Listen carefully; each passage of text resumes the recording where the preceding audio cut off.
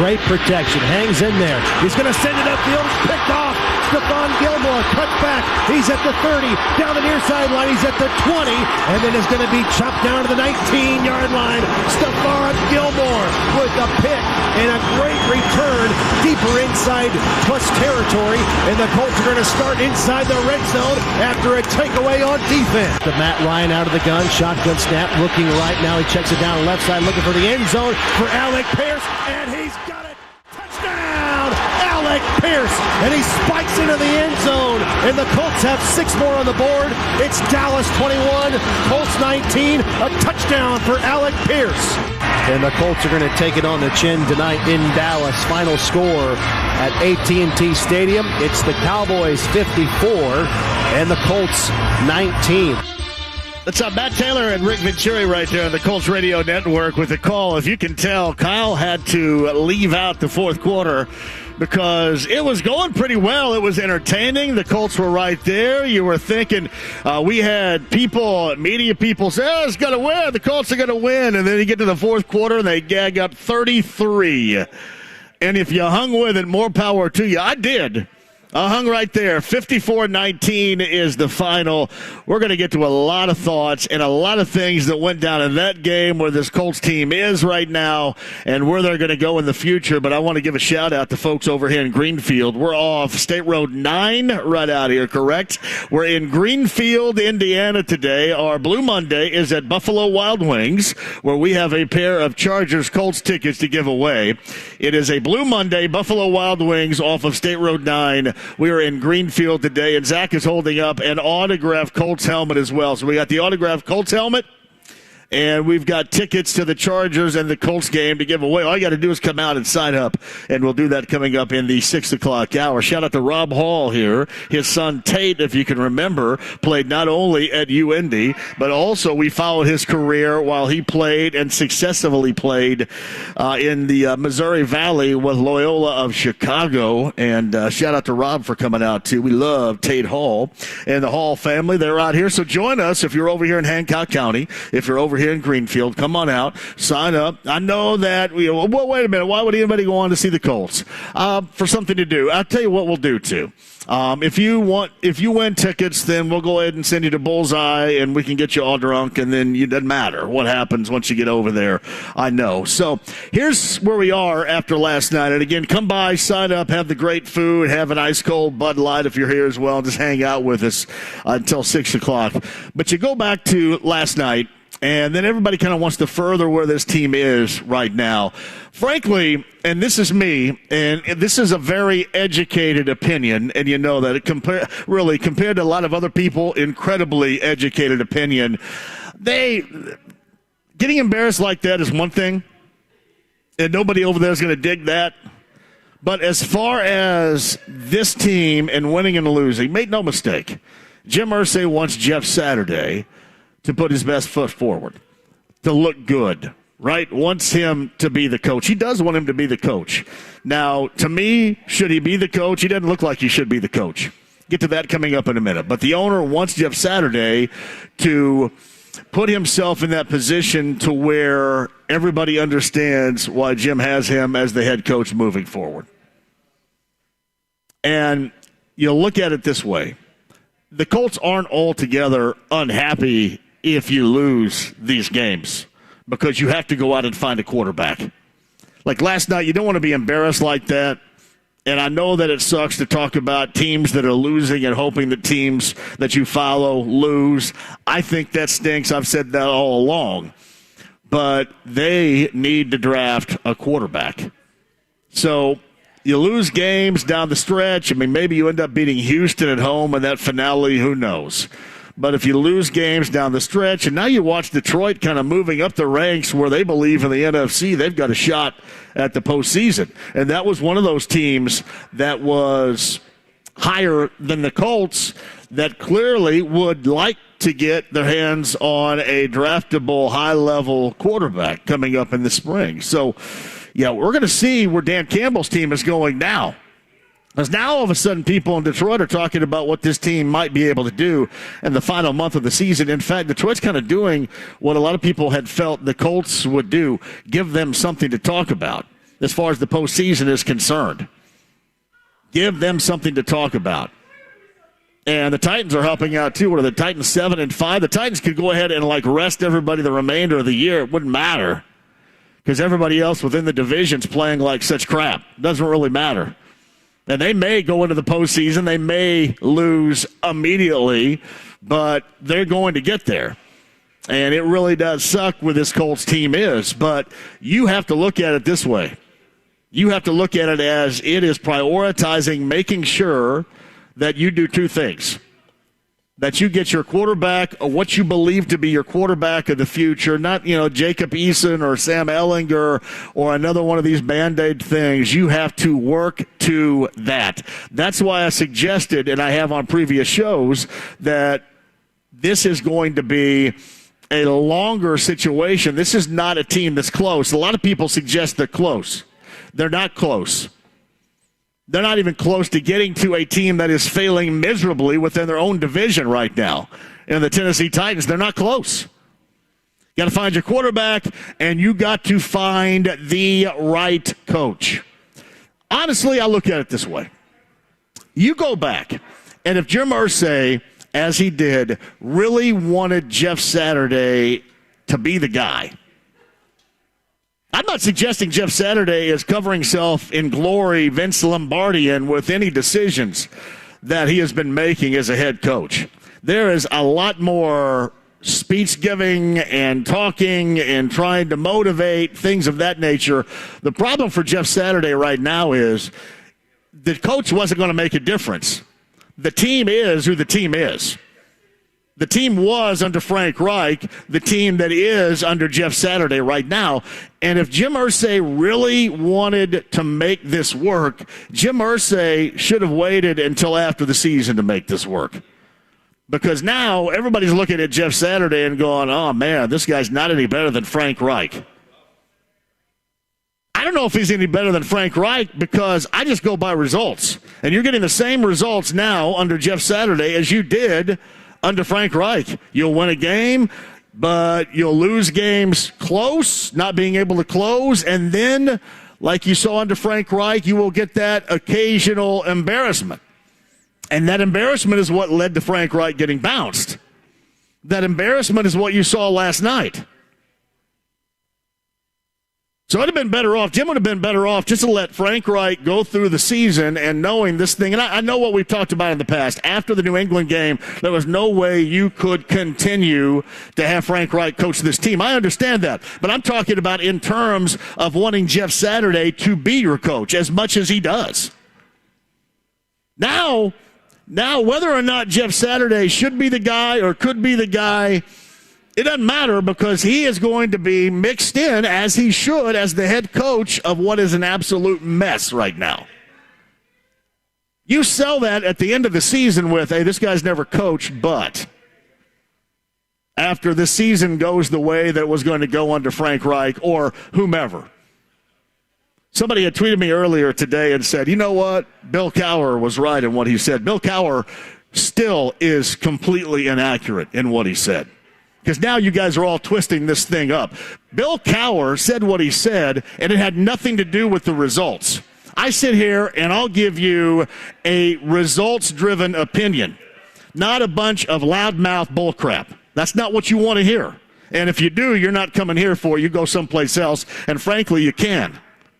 And that's fine. But here it's going to be about results.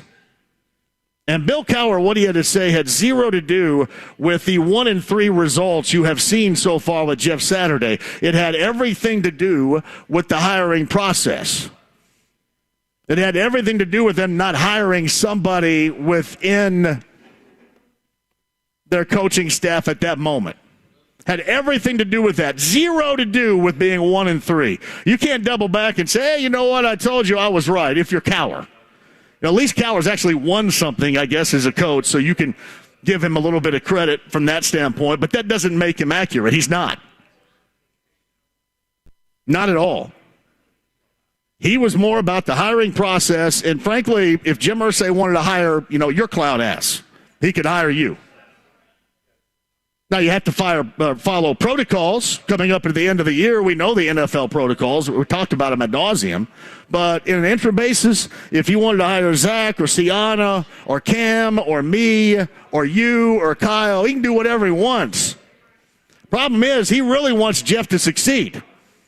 And to further this issue, Jeff now is as big, as far as perception is concerned, as big a part of the issue with this team as this team playing bad. You kind of got that feeling that he was going to swoop in here after that Vegas game and be a savior. Well, you got that feeling if you didn't have a feel for this team. This team was still the same squad. I know they've been close, and I know they were close against Philly. But they still lose. And they also have within them losing a game and the magnitude last night in which they did, in giving up 33 points in a listless, unmotivated, giving up fourth quarter. I was on with Tony Katz a little bit earlier today, right? I think actually twice, in the morning and then whatever he does in the midday or whatever. And he was asking me, what do you mean about when you're saying this team went away or looked like it was giving up? Here's how you can tell. And don't fall for the coach speak here, all right? But here's how you can tell. Through the first three quarters, what did you see? You saw a great deal of resistance. Maybe not stops, but you saw resistance. But when you saw this avalanche of bad play, of negative results, when you saw this avalanche that fell upon the Colts last night, what didn't you see defensively?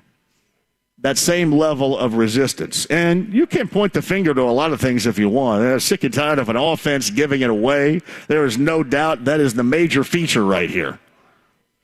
But this defense, in those moments, being put in those situations, and maybe they're tired of it. I would be. Would you? Would you be tired of going out there and playing your ass off only to have your offense give it right back immediately, throw stupid passes, have a guy out there that's got a noodle for an arm that's way too old, that in his 14th season clearly doesn't understand when to get rid of it, when to throw it, what to do with it, looks completely discombobulated with this offense? I'm not giving this defense a pass, don't get me wrong, but that's how you can tell. The first half, you saw that resistance. You saw a motivated resistance. In the second half, when things went haywire, you saw none of it. It was waltzing, and it was sashaying into the end zone for the Cowboys. It was laughing and giggling and partying and jumping into the Salvation Army kettle and having quarterback wind it up and running back jump out of it. It was a party. It was a party for the Cowboys and their fan base. It was an ugly, nightmarish end to a sports weekend here for folks in and around Indianapolis. So that's how you can tell. You know, all coach speak aside, which you're going to hear all the time, but that's how you can tell. There was a motivation and there was a resistance early on. You're in the game, you're right there, you're battling. And then when things started to completely go haywire and avalanche on them, that defense went away. I think I described it last night as that defense completely downshifted, swiftly downshifted out of it. That's exactly what they did. The hell. It's not going to matter now. Yeah, go ahead and put another 7 on the board. That's how they looked. And that is going to be a direct reflection of the head coach. You might say it's fair. You might say it's unfair. But it is going to fall on the shoulders of the head coach. And if you look back on it, this is exactly the reason why, if Jim Irsay really wanted this to work, he should have waited until the offseason. Because this all would have happened anyway. Nobody was going to change the outcome here. They were still going to lose close games. They were going to still give you a moment or two of hope, only to slide the rug out from under you late in the game, or look like they did last night. Do something that's completely embarrassing to them and I'm sure to their fan base. That was all still going to happen, regardless of if it was Jeff Saturday or Frank Reich or Bubba Ventrone or John Fox or anybody. It was still all going to happen. That was the same team. I don't know if you have Matt Ryan at quarterback. I don't know if Jeff Saturday got what he wanted with Matt Ryan. Maybe it was still the owner pulling that trigger. Maybe it was Sam Ehlinger. Who knows? But you're still going to get the same results. And now the whole Saturday thing, and I'm right there with you. You go, all right, so this guy is all about speeches and all about talking and, describing what was going on, all about trying to motivate. And then you look at how this team looked late in that game, just kind of a disheveled mess. Now that's going to fall on his shoulders. And now he's not going to have a clean slate to deal with. You're probably basing your opinion on whether or not you believe he should be the head coach coming up in years to come by virtue of what he is doing right now. And again, this would have happened under anybody's watch. Had Bill Cowher got his way and John Fox would have been the head coach, would have been the same thing. Same thing. So now if you're Jim Irsay, you're in your situation. Now you got a fan base that's obviously going to detach themselves from everything unless it's complaining or talking about the future. How are you going to go ahead and just say, all right, this is what matters. My opinion matters. Nobody else's does. I believe in Jeff Saturday. So what? Or are you going to go out there and take a major swing on somebody? I guess you could also factor in whether or not Jeff Saturday wants this gig. Think he's going to want it at the end of the year with the way this looks? Does anybody out there honestly think that they're close? Even with them being close in games, are they close? Somebody asked me earlier today, all right, well, give me your thoughts on how you turn this around. Yeah, it's not going to be an easy turnaround because you're going to have to draft a quarterback, and you're going to have to be good in what you do. Solid, profound in drafting this quarterback. Accurate. And then you're going to have to wait. Then you're going to have to wait a little bit for it to come about. How many assets as far as draft selections? I mean, you may have to think about trying to trade established players now. Think about that for a moment. 28? Maybe a lineman? 99? Right? Assets? Somebody else out there might want those type of assets? As it stands right now, this is just off the top of my head. I'm assuming Detroit is still in the running, but Detroit is playing pretty well. You watch what Detroit did yesterday in deep-pantsing Jacksonville. They still may end up in the same spot, but still they may be. I can't imagine the Colts are going to win any of these games maybe other than the Houston game. And that's what's going to be kind of funny. You probably don't want them to win that Houston game. Last year, you wanted them to win that Jacksonville game, and they didn't. This year, you don't want them to win that Houston game, and they probably will, just to screw you and to screw themselves. But this is problematic. This is beyond problematic. And again, whether or not you agree or believe in Jeff Saturday, you are going to base your opinion on how this team has responded over the past 4 weeks. Fair or unfair, that's exactly what we're going to do. And we live in the moment. You lived in the moment. We all did after the Vegas game, and everything was great. And then Jim got on Twitter and said, hey, you know what? Everybody that didn't believe in this, kind of gave us all a little bit of an up yours. Well, the karma has turned around, and now you've had 3 weeks of up yours to the owner, to the decision maker here. That's where you are. 3 weeks of not being able to get this right. And then within that 3-week period, 2 standalone, nationally televised embarrassments from a team and organization that has been incredibly outspoken about how they deserve nationally televised home games. They deserve a Monday nighter. They deserve a Sunday nighter. They don't look like they deserve a Tuesday nighter in Maction right now. But you have yourselves an issue. I don't know if anybody's talking about that. Probably not. But that's a major issue here. So you're going to ask me, what do they do at the head coach? You have to have an exhaustive search. You have to swing big. I've heard the Harbaugh rumors, and I know we'll talk to Bob Kravtiz at 4 about Jim Harbaugh. Jim Harbaugh is the guy, according to Bob Kravtiz, that he wants. I just don't know if Jim Harbaugh is going to have any interest. I mean, you hear he does, you hear that he doesn't, and he probably loves that or probably get him even more of a raise, considering he is in the college football playoffs right now and looking the way that Michigan does. And that was a flirtation with, the Vikings a year ago, I think, with Harbaugh. Yeah, people could say, well, you know what, he crapped out of the NFL. He's not. No, he actually took San Francisco to the Super Bowl and then lost. And then obviously didn't get along with those decision makers. That's the other thing. If you get somebody of that magnitude as your head coach, I mean, how much will this person want to be invested in the player personnel decisions? I think it was back then. Help me out if I'm wrong, Kyle. Was it Trent Baalke that made those player personnel decisions when Harbaugh was in San Francisco? Is that where there was some saltiness back and forth between that general manager and Harbaugh when he was the head coach, even when they were playing well? Yeah, they hated each other by the end. Yeah, they did. So I don't know.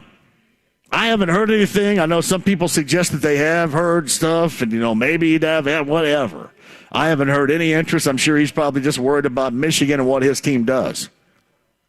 But that is, to me, I know what you're going to say. You're going to say, well, you don't really need a hire of that magnitude. All you need to do is have somebody that's going to be good. Well, there's no doubt about that. But I think Colts fans, you've been told so much, and basically 100% of what you've been told from the Colts has been inaccurate, or better yet, not been lived up to. So that's where you are. And now you put yourself in a position where if you really did, if you're Jim Irsay, want Jeff Saturday to return, now he's equally as dirty looking in the way this thing stinks this season as Frank Reich was. If you would have waited and said, hey, you know what, maybe we'll give this ESPN guy an opportunity after the season, fresh slate, you probably still would be met with similar criticism. And I know what the thought was. The thought was you're going to bring him in here and you're going to give him a trial run. But again, the trial run was not going to work because the same players, the same team, the same issues. It didn't matter who was going to be the coach. It was still going to go wrong. It was still going to be inaccurate. So now it's going to be really hard to convince folks if it continues to go this way. And I think also a part of this equation to me is the fact that if you're the Colts and Jim Irsay, you want to lose out. You want to lose out. You want to get as close to one of these so-called elite draftable quarterbacks as possible. I don't know if it's Anthony Richardson out of Florida. Last I saw him against Florida State, he didn't look so good. But one of these elite-level, so-called elite-level quarterbacks is what you want. And the way to get there is to lose, but also the way you get there down that path is also still going to continuously dirty your head coach. And all you're thinking about your head coach right now is he's full of a bunch of words. And he had a great deal of success here as a part of the golden era. They're responding to Jeff stuff. All that's kind of wiped away. And it was really wiped away in that fourth quarter last night. Think about where you were after the Vegas game compared to where you are regarding Parks Frazier right now, the offensive play caller. It was magical. Oh, man, this young guy, he's in tune. He's connected, relatable to what's going on. And after that Vegas game, and now, man, none of that. None of that at all. Been better off if you would have waited. That's something that we had talked about at the time. Yeah, this trial run is going to go the same as it would have if you continued moving down the line with Frank Reich or if you would have hired somebody from your staff. So, again, Bill Cowher wasn't accurate. He's still incredibly inaccurate.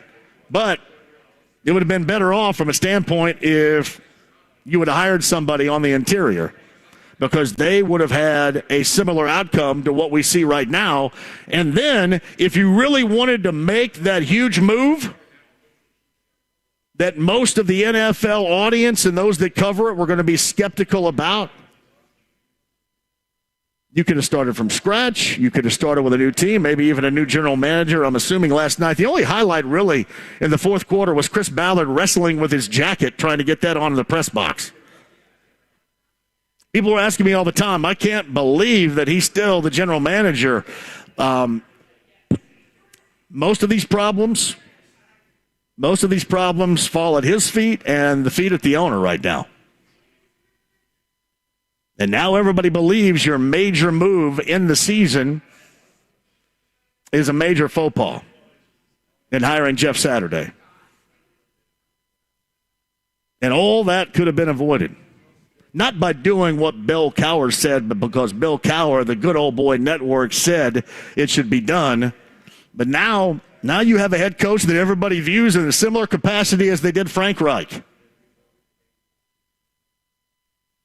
You guys believe me? You think it's going to be tough? Is it going to be tough to trot Jeff Saturday out there again next year?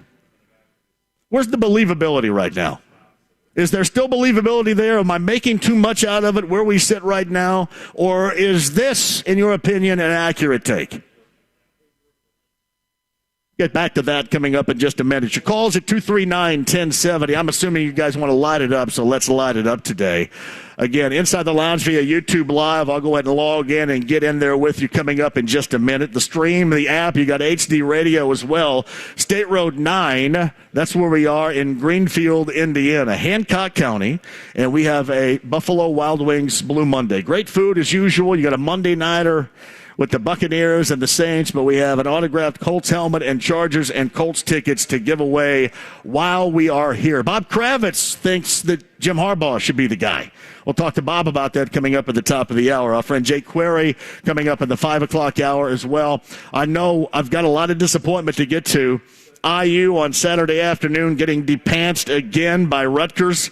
That stunk for IU fans. Boilermakers looked good yesterday. Zach Edey gave these Zubats to the Golden Gophers of Minnesota with those individual numbers. That was impressive. Yeah, I know. Team USA and Netherlands, you're going to wait around on Saturday morning, 10 a.m. Here I am, and boom, done. Took about, 12 minutes?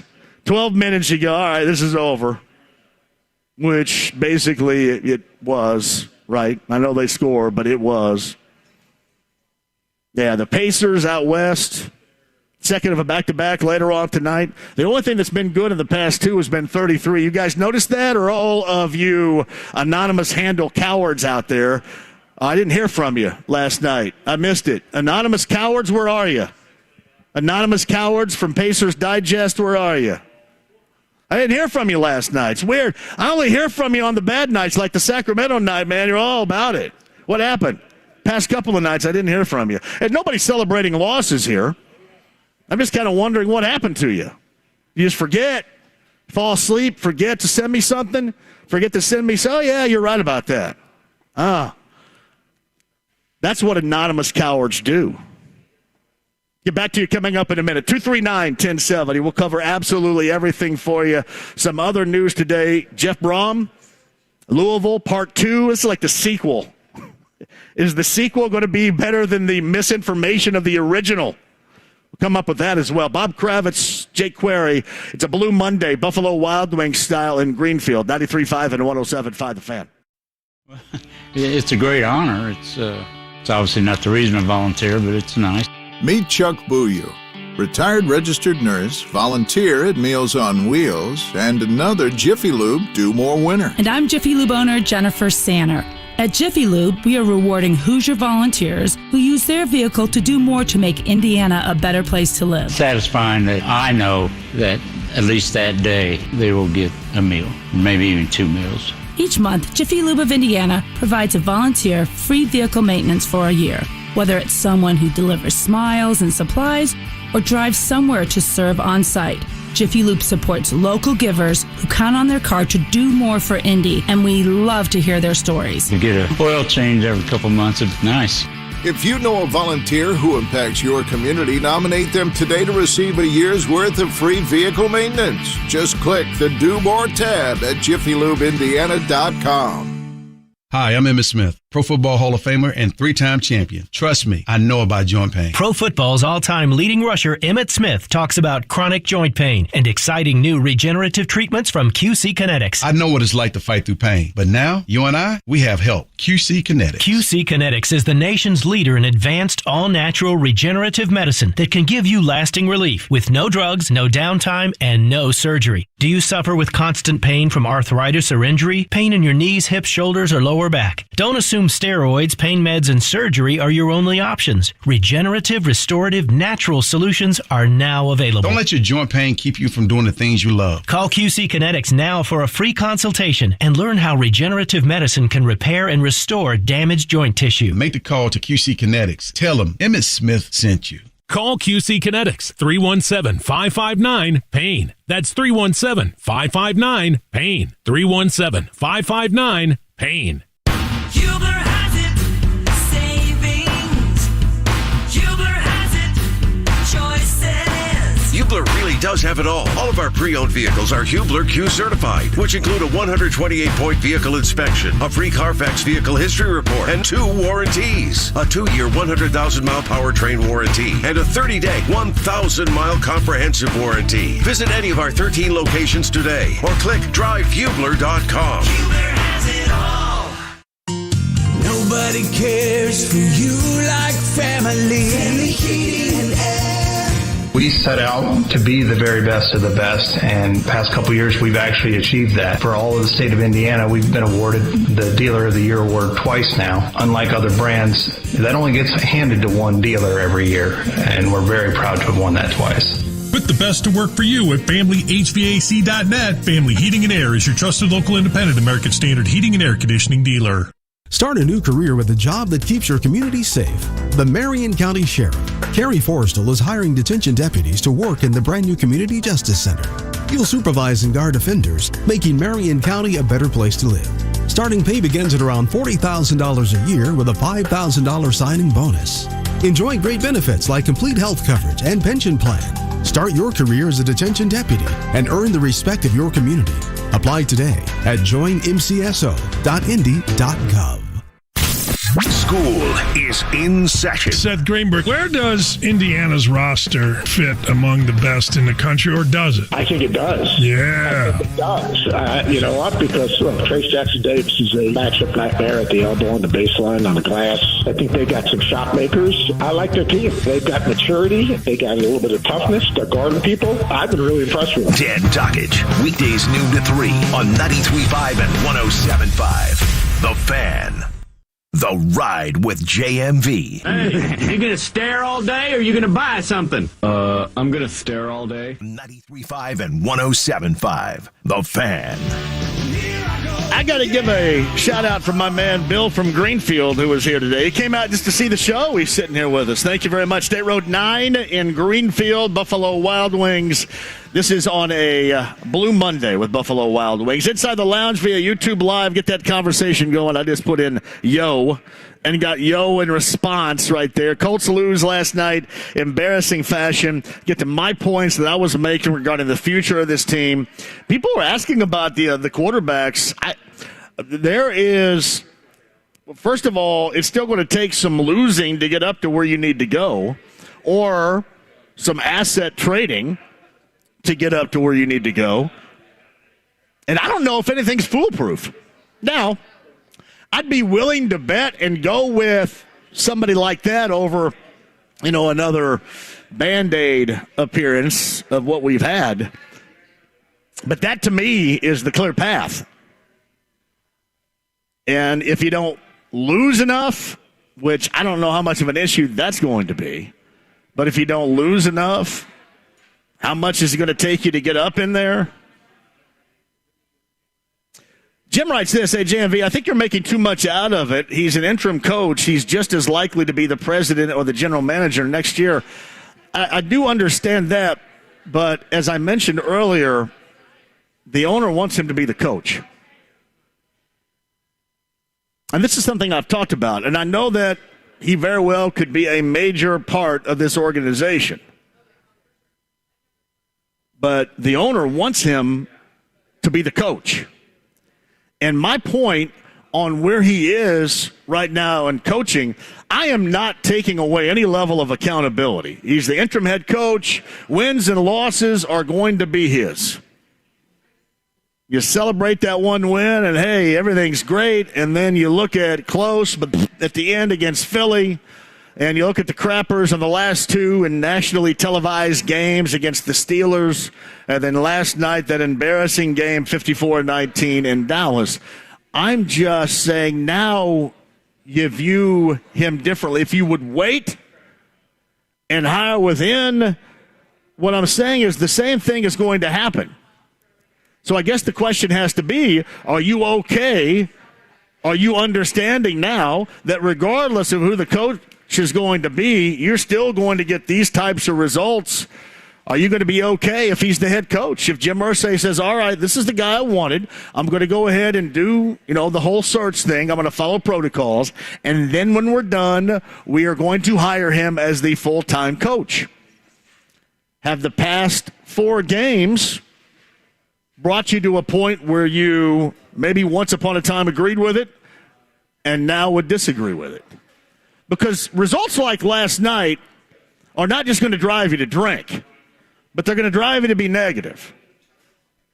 You say, I'm Mr. Negative all the time. All you ever are is negative. Well, for the most part, this team only gives you a negative angle to talk about. I don't know how to make it positive. I guess I could sit here and talk about Alec Pierce from last night, or talk about Jelani Woods from last week. The problem is nobody, or I shouldn't say nobody, but Grover Stewart has, all right, defensive tackle, so what? They don't give you consistency in being able to talk about what will be at a high level with this team, because they'll give you numbers and they'll disappear. They'll give you numbers and they'll make a mistake.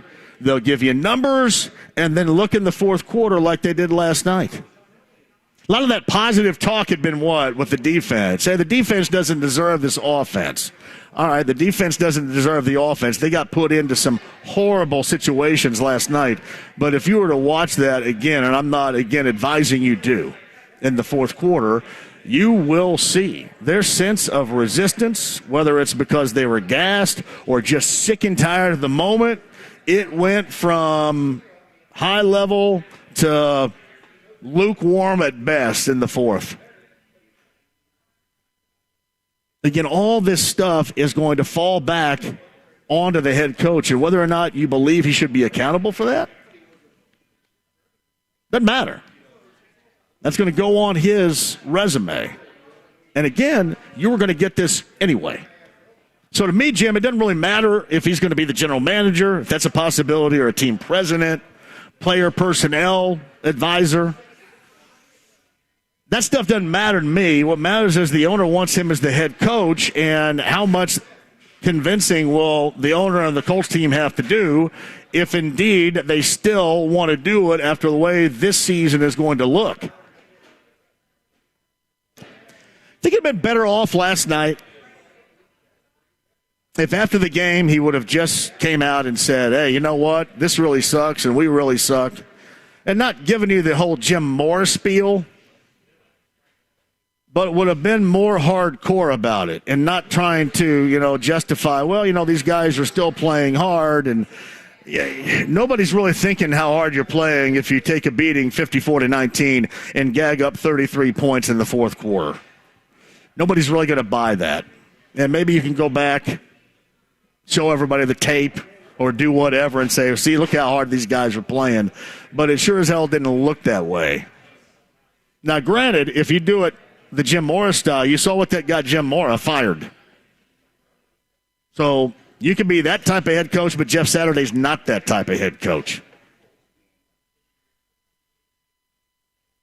You tell me. Is it a more of a difficult sale right now? If, again, the angle is Jim Irsay wants Jeff Saturday as the future head coach, which he does. He was just hoping there was going to be more proving to it. And I think there's been more proving in the past 3 to why he shouldn't be, especially after last night, than why he should be. How how much of a sales pitch will they have to give? And that's really all they have right here. All they do they don't have anything. If you were going to say, I'm excited about this team next year, what would it be? We're in the final month of the regular season in a massively disappointing season. If you're excited about one thing individually, collectively on this team, what would that be? And is that enough to sell you on a quick change type of turnaround here?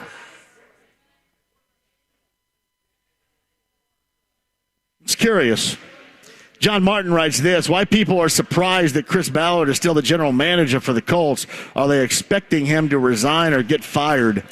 I think people are just pretty tired of the results. People are pretty tired of being told what this team is going to do and what to expect, whether it's all chips in, all these quotables, home playoff games, division titles, all this stuff that you're told. And then when it comes down to proving that this team is worthy of it, not being close. And they're not. They're not close. So I think people have just had enough. And that's what I've said regarding Chris Ballard. I've seen enough. And believe me, I'm a results-driven critiquer here. My criticism is going to come from the results and what I see. It's not going to be yelling the loudest and being the biggest jackass. Or writing, the dumb blank and being the biggest jackass. That's not going to be me. I'm going to give you the educated, results-driven opinion here, and that's why you come here. That's why you've been coming here all these years, and I'm glad that you do. But I'm not going to say something for the sake of saying something. But I've come to this conclusion long ago. You build it, you build it, you build it, and it never gets to where you said it was going to go. And you have major signs of regression now. You tell me the logical choice. You tell me that I'm wrong. Bob Kravtiz coming up at the top of the hour. He's going to try to convince us that Jim Harbaugh should be the guy. We'll talk to Bob from the Athletic top of the hour. Jake Query in the 5 o'clock hour. We've got a buzz going on here, don't we, in Greenfield off of State Road 9. We're at Buffalo Wild Wings. It's a Blue Monday autographed Colts helmet, Chargers, Colts tickets. Your reaction at 239-1070 coming up on the other side. I mentioned the Pacers, the second of a back-to-back in what has been a very forgettable road trip out west. Legendary because it's 7 games and ongoing until Wednesday, when it concludes in Minnesota. But other than that game-winning 3 from Andrew Nembhard a week ago tonight, not a lot to write home about. Second of a back-to-back, no Tyrese Halliburton because of a groin tonight. I don't know about T.J. McConnell. Is McConnell out tonight or is McConnell playing? I think he's out, too. He's out yesterday. Halliburton was out yesterday as well. That's coming at you later on tonight right here. You've got the Pacers and you've got the Golden State Warriors. All right, quick break. We'll come back inside the lounge via YouTube Live. What's up, man? Good to see you, brother. You better get over there and get signed up. Ice cold Bud Light on hand as well. Great food for you. We are in Greenfield, State Road 9, Buffalo Wild Wings on a Blue Monday with 93.5 and 107.5 The Fan. There's a lot of sexy content on the internet.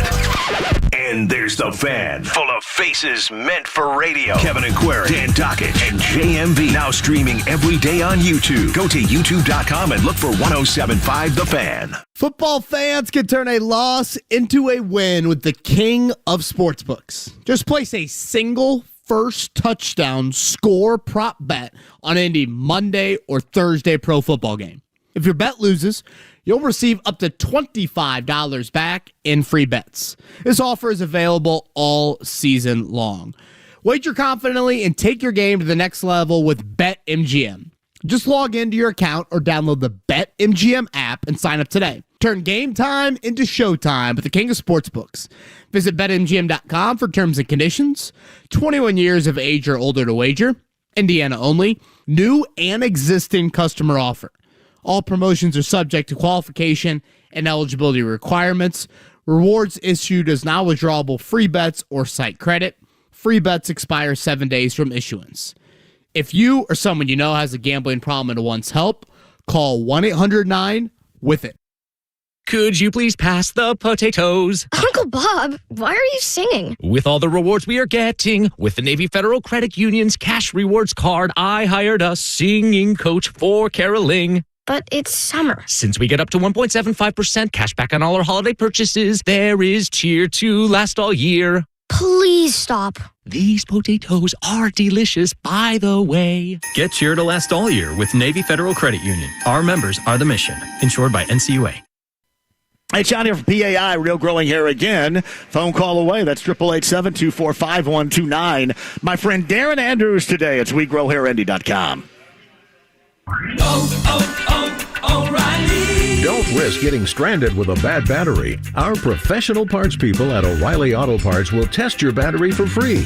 If your battery does need to be replaced, we'll help you find the best battery for your vehicle and your budget. Don't wait until your battery is dead. Get it tested for free today at your local O'Reilly Auto Parts store. O'Reilly Auto Parts.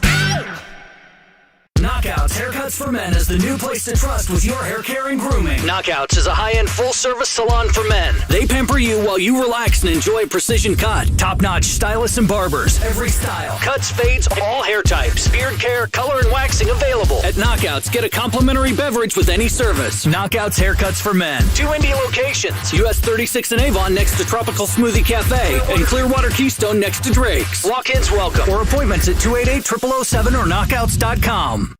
Hey, it's John here for Love Heating and Air Conditioning, 317-353-2141. Got to make sure because we are approaching wintertime. Less than a month away here from the official start of winter. You got to make sure that your heating unit's ready for the cold winter months ahead. Call the absolute best. That's John and Chris Love at Love Heating and Air, 317-353-2141. Online, love-hvac.com today. Download the Dan Dockich podcast at 1075thefan.com or wherever you listen to podcasts. Brought to you by Affinity Whole Health, the leader in testosterone and hormone replacement therapy. Affinity Whole Health. FeelGreatIndy.com. Diamonds Direct is giving you one more holiday gift of 25% savings just in time for Christmas. A last-minute sale on all earrings this weekend. Save an unprecedented 25% off all earrings at Diamonds Direct. Diamond stud earrings, sapphire earrings, gold earrings. Get Diamonds Direct's unbeatable price plus an extra 25% savings. Biggest discounts of the year. Special financing too. It's Friday through Sunday only. A truly epic earring event at Diamonds Direct.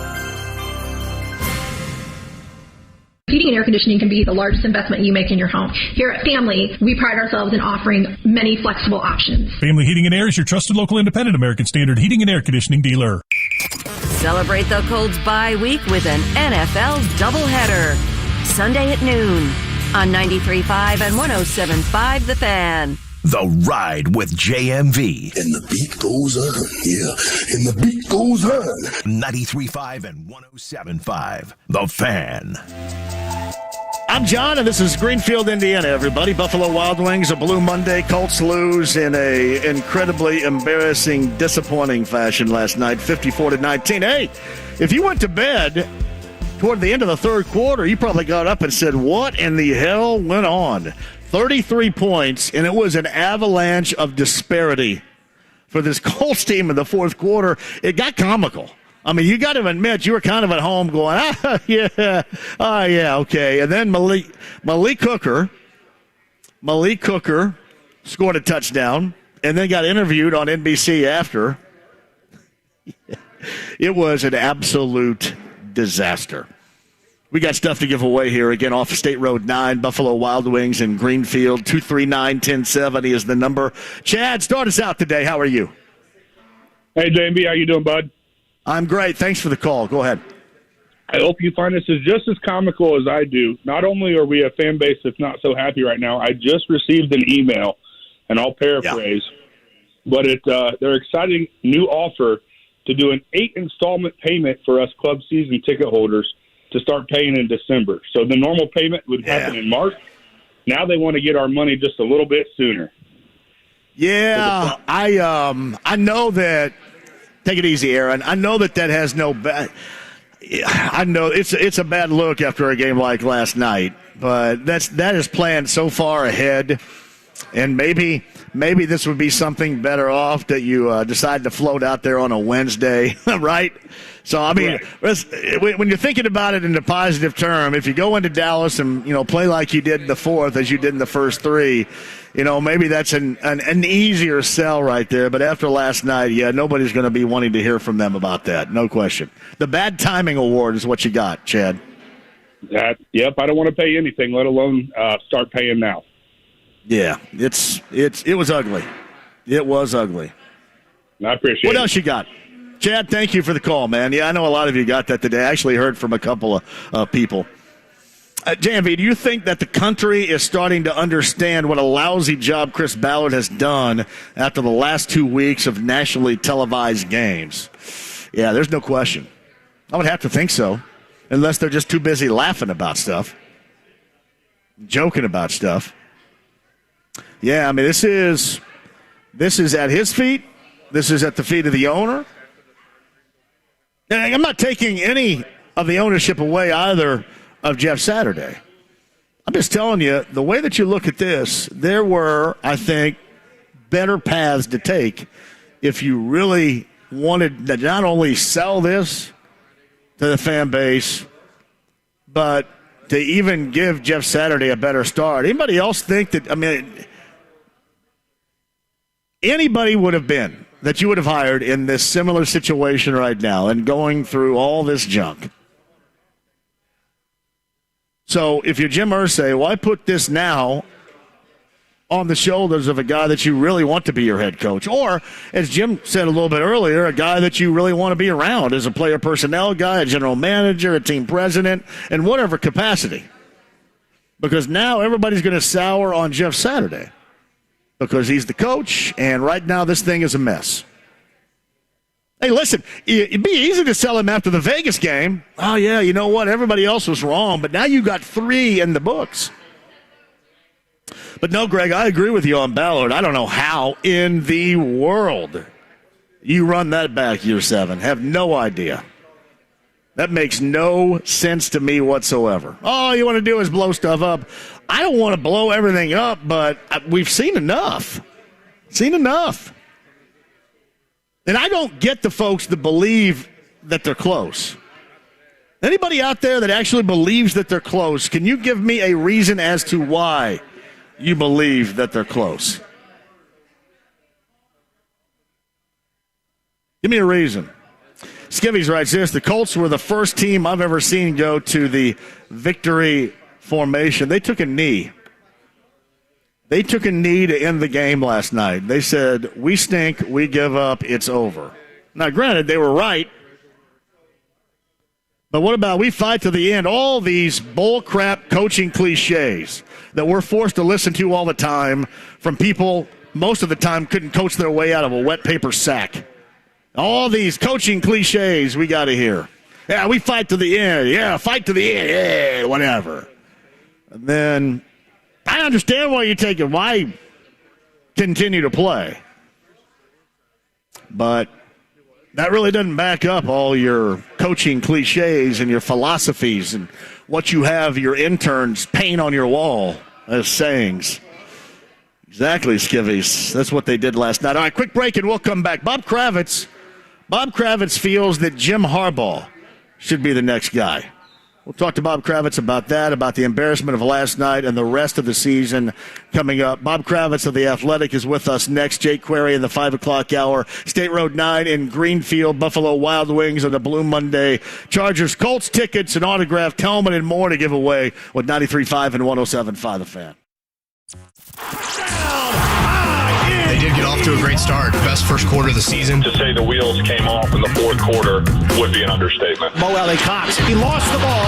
It's picked up by the Cowboys, and he will score. If you're talking about it, one of the most embarrassing, pathetic, awful fourth quarters in NFL history. We're talking about it. The Colts just going up in flames. Time to bench Matt Ryan. Your home for Indy sports. 93.5 and 107.5 The Fan. My partners had told me I should get my knee replaced. I was in my 40s, and I decided that I wouldn't do that. That's orthopedic surgeon Dr. John Herzog, who found regenerative medicine years ago and became a believer. It changed my life around. It improved me to a point where I was able to jog again. That's when Dr. Herzog switched his focus from surgery to helping his patients with natural biologics. I've treated at least 5,000 patients. I believe your body has everything it needs to heal itself. Today, you'll find Dr. Herzog at QC Kinetics, the nation's leader in this exciting field of medicine that can give lasting pain relief with no downtime, no drugs, and no surgery. I have patients coming up to me that I did 10 years ago saying, Doc, my elbow's still working great. I'm playing tennis 3 days a week. Call QC Kinetics now to explore alternative ways to deal with your pain. It's a free consultation. Call QC Kinetics, 317-559-PAIN. That's 317-559-PAIN. 317-559-PAIN. Gather near and bring the cheer this holiday season. Dazzle and delight the love of your life with a gift from Helzberg Diamonds. Don't miss great prices on stunning diamond studs, tennis bracelets, gemstone rings, and the year's must-have look, gold jewelry for stacking and layering. Another reason to go to Helzberg? Get a free Microsoft Surface Laptop Go with a purchase of $1,699 or more. Visit Helzberg.com or a store near you today. Limited time offer while supplies last. See online or in-store for details.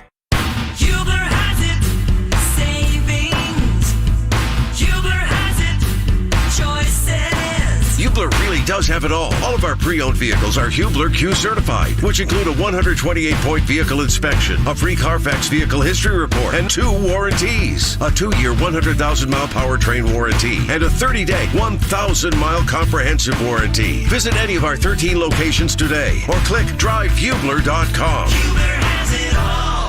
Do you work in the performance automotive or racing industry? Jake Query here, telling you not to miss the 3 biggest business days in motorsports. This week, Thursday to Saturday, is the PRI Trade Show right here in Indianapolis. Connect with over 1,000 motorsports exhibitors eager to showcase their latest products and solutions. Register in advance at PRI2022.com/attend and pick up your badge on site at the Indiana Convention Center. Register today at PRI2022.com/attend for the PRI Trade Show. See you there. Christmas cheer is in short supply for our neighbors who are hungry, homeless, hurting. Today you can give them meals, shelter, and care with a gift to Wheeler Mission. You'll also provide addiction recovery, life skills, job training, and other vital care that transforms lives. Your gift is needed right now as hundreds of hurting people are turning to Wheeler Mission for help every day. Share Christmas cheer. Donate now at WheelerMission.org. That's WheelerMission.org. Here's an unexpected holiday surprise for all the last-minute shoppers. This weekend, all of Diamonds Direct's earrings are 25% off. That's right, all earrings. An incredible 25% off. Diamond studs, diamond hoops, colored gemstone earrings, designer earrings, all earrings included. Who wouldn't love a beautiful pair of diamond stud earrings for Christmas? Make it happen this weekend and save an unprecedented 25%. Best prices of 2022. Special financing available too. Friday through Sunday only. And only at Diamonds Direct. Dan Dockage for Affinity Whole Health. Affinity is the leader in testosterone and hormone replacement therapy, and I got to tell you, I see why. Since I started a testosterone replacement program with Affinity, my energy, mental focus, drive, everything is up, and the physical benefits are amazing. Check them out at feelgreatindy.com. Guys, you can improve the way you look, the way you feel. You can build muscle and lose fat. Affinity will give you the roadmap. Go to feelgreatindy.com. That's feelgreatindy.com. Need new tires? Skip the long appointments and bad coffee. With Go Mobile Tires Indy, order tires online and have them installed at your home or office. GoMobileIndy.com. We come to you. Do you need furnace or heat pump service and need to find a local well-trained expert you can trust like Reinhardt Heating and Cooling?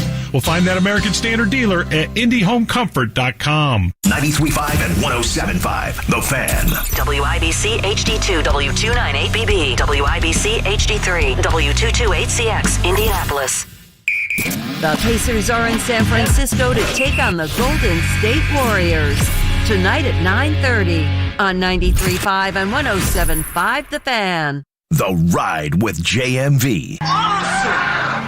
Totally awesome! All right, Hamilton. 93.5 and 107.5 The Fan. Hour 2 at Buffalo Wild Wings in Greenfield. State Road 9's our location. We got a Blue Monday working right here. autographed helmet. We've got Chargers Colts tickets to give away. We're going to do that coming up in the 6 o'clock hour. Colts Roundtable Live coming up in the 6 o'clock hour as well. Zach and Sienna's over there. Cam is the onside engineer. Kyle's back at the station. Patrick writes this. Coach Saturday only talks about I and me. He literally is doing nothing to help the team.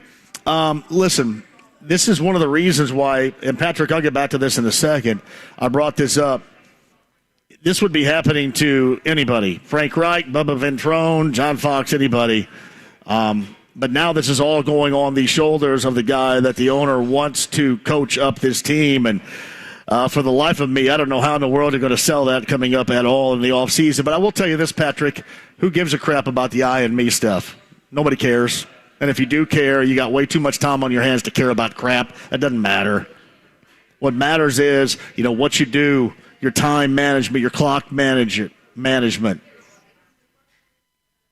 Coaching up a game plan that's probably not yours.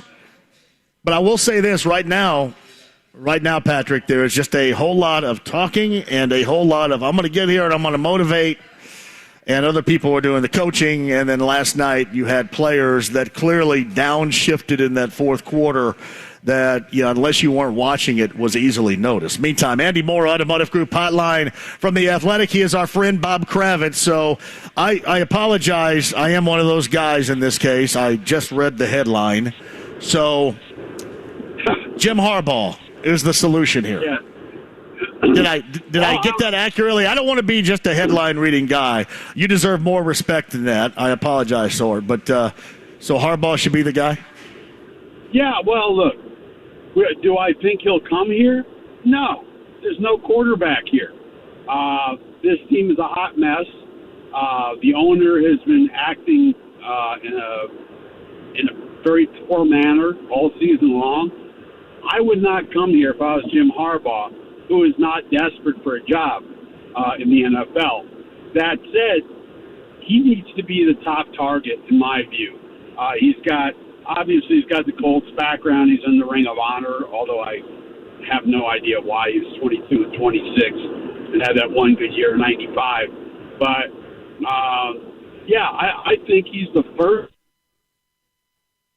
to try to get this thing straight. He's had a ton of success everywhere he's been. Yeah, he's quirky. He's also charismatic. And I think the owner needs to make a splash hire to sell to this fan base, which has had enough of this crap. So Bob Kravtiz of The Athletics on the Andy Moore Automotive Group Hotline. Jim Irsay really did certainly want Jeff Saturday to be the longer-term coach. And I've said this, I still believe he wants him to be the longer-term head coach. I think the problem is when you thrust him in there like this, anybody was going to see these similar results, Bob. I mean, anybody. Bubba Ventrone, John Fox, anybody was going to see this team look like crap. And now, no matter what you want, and you want him to look as good as possible to sell to a fan base, now this fan base believes this is a joke hire, much like a lot of the national folks did when this hire was made. So that's an issue. I completely agree with you, which means I need to get my head checked. But honestly, if he really wanted Saturday, he should have played it out with Reich or gone to John Fox or Ventrone or whomever, Gus Bradley. Let them take the lumps. And then at the beginning of the season, when Jeff's got like an entire off season to prepare, then you hire him. At this point, he's not attractive. He's not. There's no way you can sell Jeff Saturday to this fan base, assuming they don't win another game, like maybe Houston, because Houston will be in full tank mode. But there's no way you can sell Jeff Saturday to this fan base. That's why I think you have to at least make the effort to go after Jim Harbaugh, because to me, he is the best candidate based on his history here in Indy, based on his history of success with the San Francisco 49ers, at Michigan, hell, at University of San Diego. I mean, he's been successful everywhere he's gone. Is he a strange dude? Yeah, he is. But they've had really good, nice guys here for years and years and years, and I think they need somebody who's going to kick some butt around here. And I think Harbaugh is the best candidate toward that end. What's so ridiculous about this is, you hire Jeff Saturday if you're Jim Irsay because you really do want him to be the coach. You believe in him, and you want him to get his feet wet, and then you want to see, proven positive results.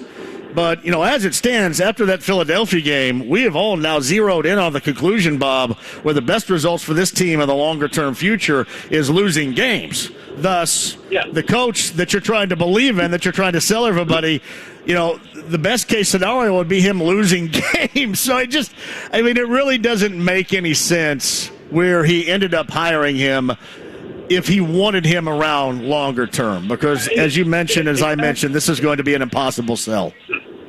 Right. And, I don't know if it was Jake or Kevin this morning. I just was listening to your promo before I came on, and somebody was saying, it's time to bench Matt Ryan. For who? I mean, seriously, for who? You're going to lose every game except for the Houston game, no matter who you put out there. Ellinger, Foles, bring back Scott Tolzien, for God's sake. Whoever you put out there is going to get their head beat in. And, have I seen enough Matt Ryan? Sure. But none of these guys are going to make a difference. So they're at cross purposes. They want Jeff Saturday to look as good and as attractive to the fan base as humanly possible. And, look, we've seen 2 of the last 3 games where he's made some serious errors, clock management, throwing the challenge flag. I realize that veteran coaches make mistakes, but I think we're seeing his lack of experience show itself. Bob Kravtiz joins us. The other angle on this is the last 2 games have been a long-term fight organizationally to the top in Jim Irsay to get them to be able to host these standalone, nationally televised Monday night and Sunday nighters, to be on Sunday Night Football again as they were on the road in Dallas last night. I mean, this was something shiny that the owner wanted as well, and to have these results, do you think at all that the past 3 games might be changing the mind of Jim Irsay on how he originally felt about Jeff Saturday? Boy, I don't know. I haven't talked to Jim about it. I would doubt it, but I think Jim is smart enough to know that if they go whatever, 1 whatever, 2 and whatever, under Jeff, which is what's going to happen, that that's an impossible sell to this fan base. I just don't see how you can bring him back. Look, he had no chance. He had no chance, and I give him credit for taking on the challenge. He did it for all the right reasons, but this is a mess. And look, none of this matters until they find a quarterback. And where, the good news about last night is they're moving up every Sunday and Monday. They're moving up in the draft order. So if they get to the top 10, then maybe they can make a move and get themselves one of the top 2 guys. If not, maybe they're going to be in position to get themselves a quarterback. It's just ugly. And boy, I never saw it coming. I thought this would be a slightly better team than last year. I thought they were a 10-win team, and I know I'm not alone when I say I was wrong. I was very wrong. Well, I want to get to Ballard and wrestling with his suit coat jacket and where he is right now in year number 6 with you in a second. But Bob Kravtiz joins us. I kind of look at where this Colts team is right now, really from top to bottom. It's like me in 1987 going to the Eastern High School prom in the Frangipani room on the campus of Indiana University. You really couldn't be less attractive, could you not? This gig's kind of like me in 1987 right now. Would you agree? Well, I don't know. I had a good time at the prom. I looked pretty damn good in my leisure suit. I'm just saying. I look pretty sharp. No, look. I mean, somebody had brought up Ballard before. I'd blow the whole damn thing up. I mean, it's been 6 years, and this is the result. That said, based on the people that I've talked to, the sense I get is that Ballard will be back. If you're asking me what's the best way to move forward, I think they need to start over. I think it hasn't worked. I realize he's had a million quarterbacks, but part of that's on him. They needed to go and get. The problem was they thought that they were close, and they just needed a decent quarterback to kind of get them over the hump. And they're close. We're finding out just how far away they truly are. And the reason why they're far away rests firmly on the shoulders of your number 6 and Chris Ballard. And we're talking about selling things in the offseason directionally to Colts fans. I don't think anything will turn them off anymore than running back the general manager that has led them down this faulty path of a build in the first place. Right. And look, let's just say, for the sake of argument, let's say that they bring in Jim Harbaugh. Okay, it's a long shot. I recognize that. It's a wishful thinking. But, he took over. He came to San Francisco with Trent Baalke already in position as a GM. They did not get along. That turned into a total bleep show in San Francisco. They got rid of him, and then they went in the tank with Jim Tomsula. So if you bring in Harbaugh, is he going to want his own guy? I don't think he's going to want personnel control. That was never an issue in San Francisco, according to the folks out there that I've spoken with. But he may be better off with somebody that he wants. So I think you have to look at the next coach and see, look, if it's just another coordinator, they'll probably hold on to Ballard. I think he's coming back. It doesn't make any sense to me. It's a hard sell, but I think that's the direction they're headed, which is regrettable. Yeah, and then, he's going to have, all the power to choose, assuming that it has to be the franchise's longer-term quarterback. I just, not a lot that makes sense out of that to me whatsoever, Bob. Do you trust him? No, not in the least. No. And people always say, well, you're so personal against him. I'm not personal against him. I'm just going by the results. The results in 6 years, Bob, where he was leading this team and the type of philosophy he had on the construction of this team has failed. It's regressed and failing miserably right now. And I have said enough's enough. We have seen it. There's nowhere else to go, and it needs to be new and fresh regardless of the direction, I think, here.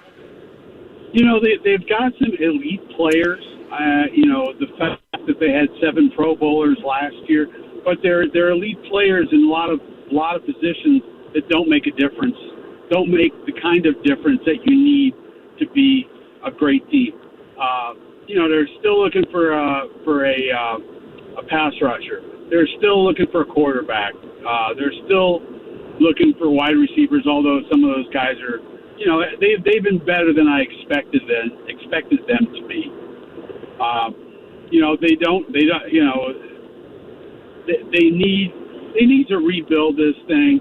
I think it's going to be a long, kind of a long rebuild. But I'll tell you what, if you somehow get fortunate in the draft and you get a quarterback who's got the right stuff, it could be quicker than you think.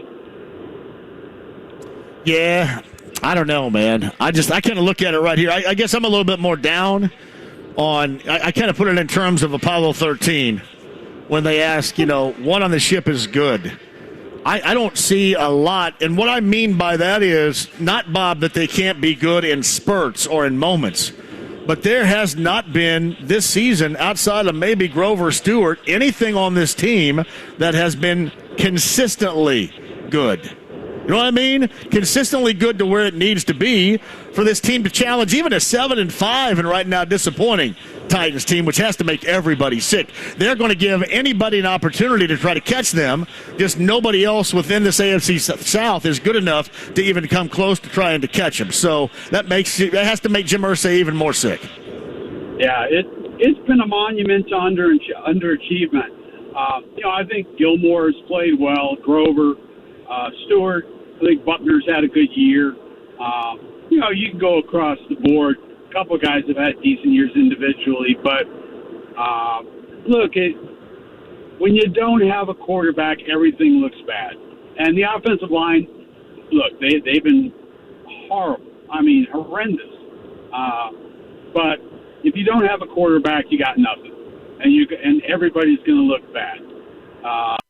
So that's kind of where they are, and the question is, who's going to make the decision on the next coach? Well, I mean, we know who's going to make the decision, Jim Irsay.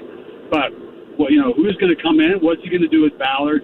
It's going to be a really interesting offseason. I'm actually excited for the first time in my career to go to the Combine because we're going to be searching for QBs, baby. So Bob Kravtiz of The Athletic, he's on the Andy Moore Automotive Group hotline. We've talked about, obviously, the coaching situation with Jeff Saturday, what was with Frank Reich, maybe the way this should have been handled. How bad, considering where they are organizationally right now, has this season been botched and by the owner, Jim Irsay? And what I say by that is, too, he also, with videos and tweets and conversationally, sets the bar so high and never reaches what he talks about they're going to reach. And people just kind of look at it, and now it kind of falls on deaf ears. Well, this is what we're going to do, and this is how much better we are. And, you're crying wolf here at this point regarding this team if you're the team's owner. Yeah, I was just going to say that. He's the boy who cried all chips in. And that never quite occurred. And look, Jim has not covered himself in glory. He's a really good owner. I think he's got the best interests of this organization and fan base at heart. That said, they were 3-3-1 when he pulled the plug on Ryan. Was Ryan any good? No. You could make the argument that they should turn to Nick Foles, but turning to Sam Ehlinger at 3-3-1 made no sense. So, and he's the one who Jim has meddled big time in this season. And I don't know why. I don't know. He's always been a guy who gave you input organizationally. He was a great sounding board, but he has been more proactive this season than in any season that I can remember the 22 years I've been in Indianapolis. And I think he needs to get the hell out of the way, is what I think. Get your GM. Well, and he needs somebody. He needs somebody like what he had in Bill Polian that took everything, that did everything. Knew how many paper clips was, on the secretary's desk or whatever. He needs that. I mean, you mentioned, Jim Harbaugh, and none of this is going to happen, but I mentioned somebody like Sean Payton, to where, all right, you can go and you can concentrate on singing in your band, and having your pop culture and music museum, and then he's going to concentrate on every single aspect and be the overseer on everything of your football organization. That's to me the type of person that's necessary. Sean Payton would be perfect. The problem is that when Sean Payton was talking about dysfunctional franchises, he was looking directly at the Indianapolis Colts. No doubt. No doubt in my mind. So, I think Jim has really hurt himself in terms of his reputation. I think, this organization's a hot mess right now, and I don't know how they fix it. I really don't. So Bob Kravtiz of The Athletic. Go ahead. Sorry, Bob. No, I was just saying, I don't know what you do besides blow it up. I really don't. Hey, John, I'm getting ready to pull into a parking garage up here in Muncie, so I'm going to lose you here in a moment. So just letting you know. Are you going to see the Fighting Michael Lewis's? I am not. I have just gotten a part-time job as a sports journalist in residence, working with the Ball State journalism students, the people who work on the school newspaper, et cetera, and I'm excited about it, and I'm headed up there now. Wait a minute. You're shaping young minds beginning this evening. Is that scary as hell or what? Yeah, I don't want to hear about any puff, puff, pass type of shaping the young minds up there, okay? I know what you do. Won't happen. All right, buddy. I appreciate you. Thanks, Bob. All right. Thanks, man. What's up? Bob Kravtiz of The Athletic. Shaping young minds, apparently, on the campus of Ball State University. Puff, puff, pass. Yeah, we agreed on a lot. And I also agree with him. I mean, you write in Jim Harbaugh, and I can't see it. Yeah, unfortunately, I'm ready to move on from the Chris Ballard era, but I also would agree with Bob that I'm not altogether at all sure that Jim Irsay is not. And I know I've said here before, man, I hate blowing up things and blowing this up. But honestly, haven't you already kind of dynamited this thing in the first place? I mean, you did fire the head coach midseason. Before that, the offensive coordinator. And you did hire somebody off of ESPN with no experience. So I think you already kind of took a stick of dynamite to it. We all know what the issue is here. The issue resides in player personnel, doesn't it? Is that where this all begins? And certainly at the quarterback position. But doesn't the issue reside in player personnel? And as much as we want to blame the owner for meddling, the owner's not going to fire himself. The owner's not going to move on from himself. So who has constructed this? 6 years is plenty of time. It's plenty of time to understand what you have done. It's plenty of time to see any sort of positive results occur, and we just haven't seen it. And if you can see it, you can tell me where it is. Like, I think Bob was even more bright as far as, some of these standout, consistently standing out players. Consistently, I'm not sure about that. You see moments where these guys can look good. Like, I think right now that Alec Pierce is going to be a good wide receiver longer term. If he had somebody more capable of throwing him the ball, or maybe somebody more capable of calling plays of throwing him the ball, or maybe people more capable of protecting the somebody that's throwing the ball. Better decisions all the way around, but, you get it here or there. Michael Pittman Jr., you believe in him, but it's here or there.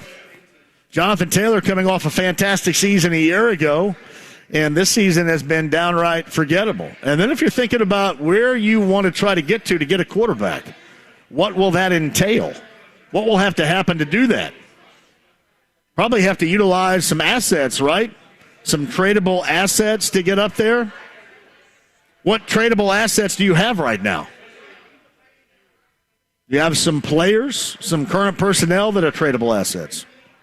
All right, all that and more at 239-1070. Shout out to Corey Kinney with the Apollo 13 reference right there with flight director Gene Krantz and the "one on the ship is good" quote that I often do with this team, and I gave that to Bob Kravtiz. Podcast up there, 1075thefan.com. We're in I checked that. We're in Greenfield today. I almost said Plainfield, which is weird.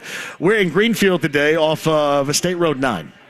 Hancock County, everybody. Buffalo Wild Wings. It's a Blue Monday and probably uglier than usual considering what took place last night. The Cowboys, a 54-19 win in Dallas over the Colts on Sunday Night Football that everybody saw. Everybody, I don't know if people hung in there, but in the fourth quarter, the Colts surrendered 33 points. Indeed, it was that ugly. Your playoff in college football is set. Georgia, Ohio State, Michigan, TCU. Pacers in action against Golden State tonight. No Halliburton. I believe McConnell is out as well. That game can be heard right here.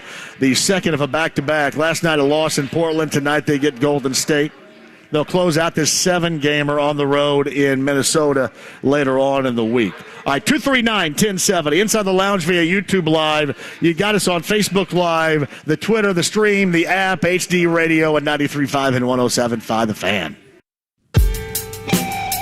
This is the Colts Review on 93.5 and 107.5 The Fan. Here's the voice of the Colts, Matt Taylor. Good afternoon. Welcome to the Colts Review today, brought to you by Arby's, where on game days, Colts fans can get 4 classic roast beefs for just $10 at participating Indianapolis Arby's locations. That's 4 famously tender Arby's roast beef sandwiches for only $10, valid on classic size only. The Colts are on the bye and trying to compartmentalize Sunday Night Football in Dallas, losing to the Cowboys 54-19.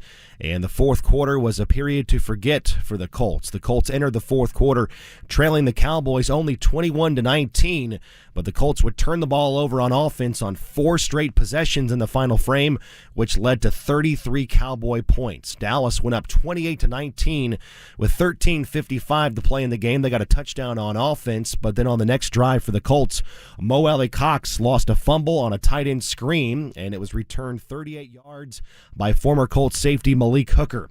That made the score 34-19 after a missed 2-point conversion by the Cowboys.